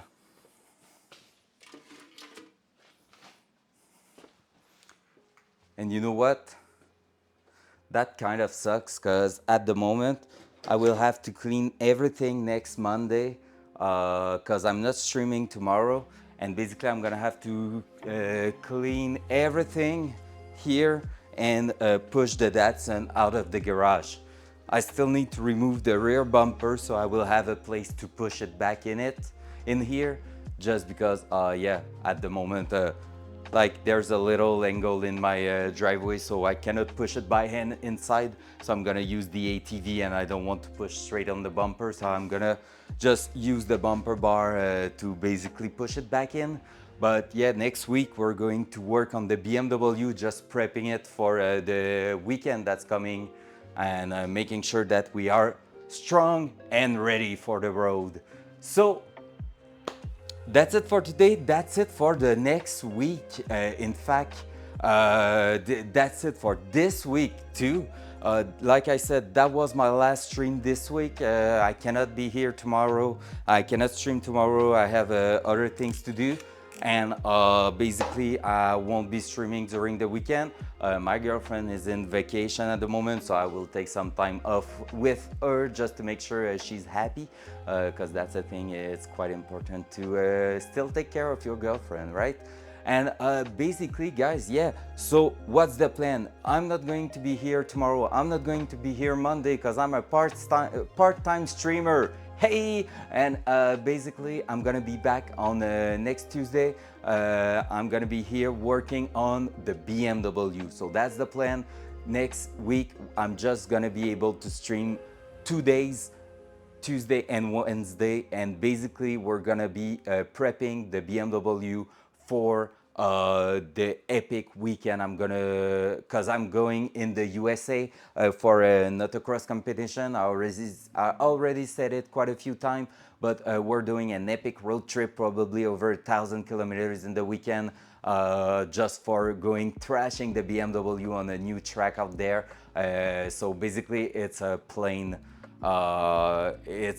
field where oh yeah, you want to join next year? That sounds good, man. So yeah, we're just going in the USA on a military base where we're going to have an autocross competition. It's a national event, so there's 275 participants over there. That's gonna be freaking insane. I'm gonna try to grab pictures, to grab some videos of it, so I will be able to show you. So yeah, next week, 2 days of streaming, and it's gonna be on the BMW right here, same place. So everything should be pretty clean by then. I'm gonna have a lot of work to do on Monday for that, but yeah, that's why I'm not streaming on Monday. I'm gonna be just prepping the BMW and put everything in place. So I'll see you then, guys. Thank you so much for being here. Merci tout le monde d'être là. En passant, c'est vraiment un plaisir. It's such a pleasure to have the chance to stream the crazy guy I am and like my crazy car project with you guys. Like sharing that is such an opportunity and I really enjoy that. Love you all. Have a nice weekend and see you next week. Ciao.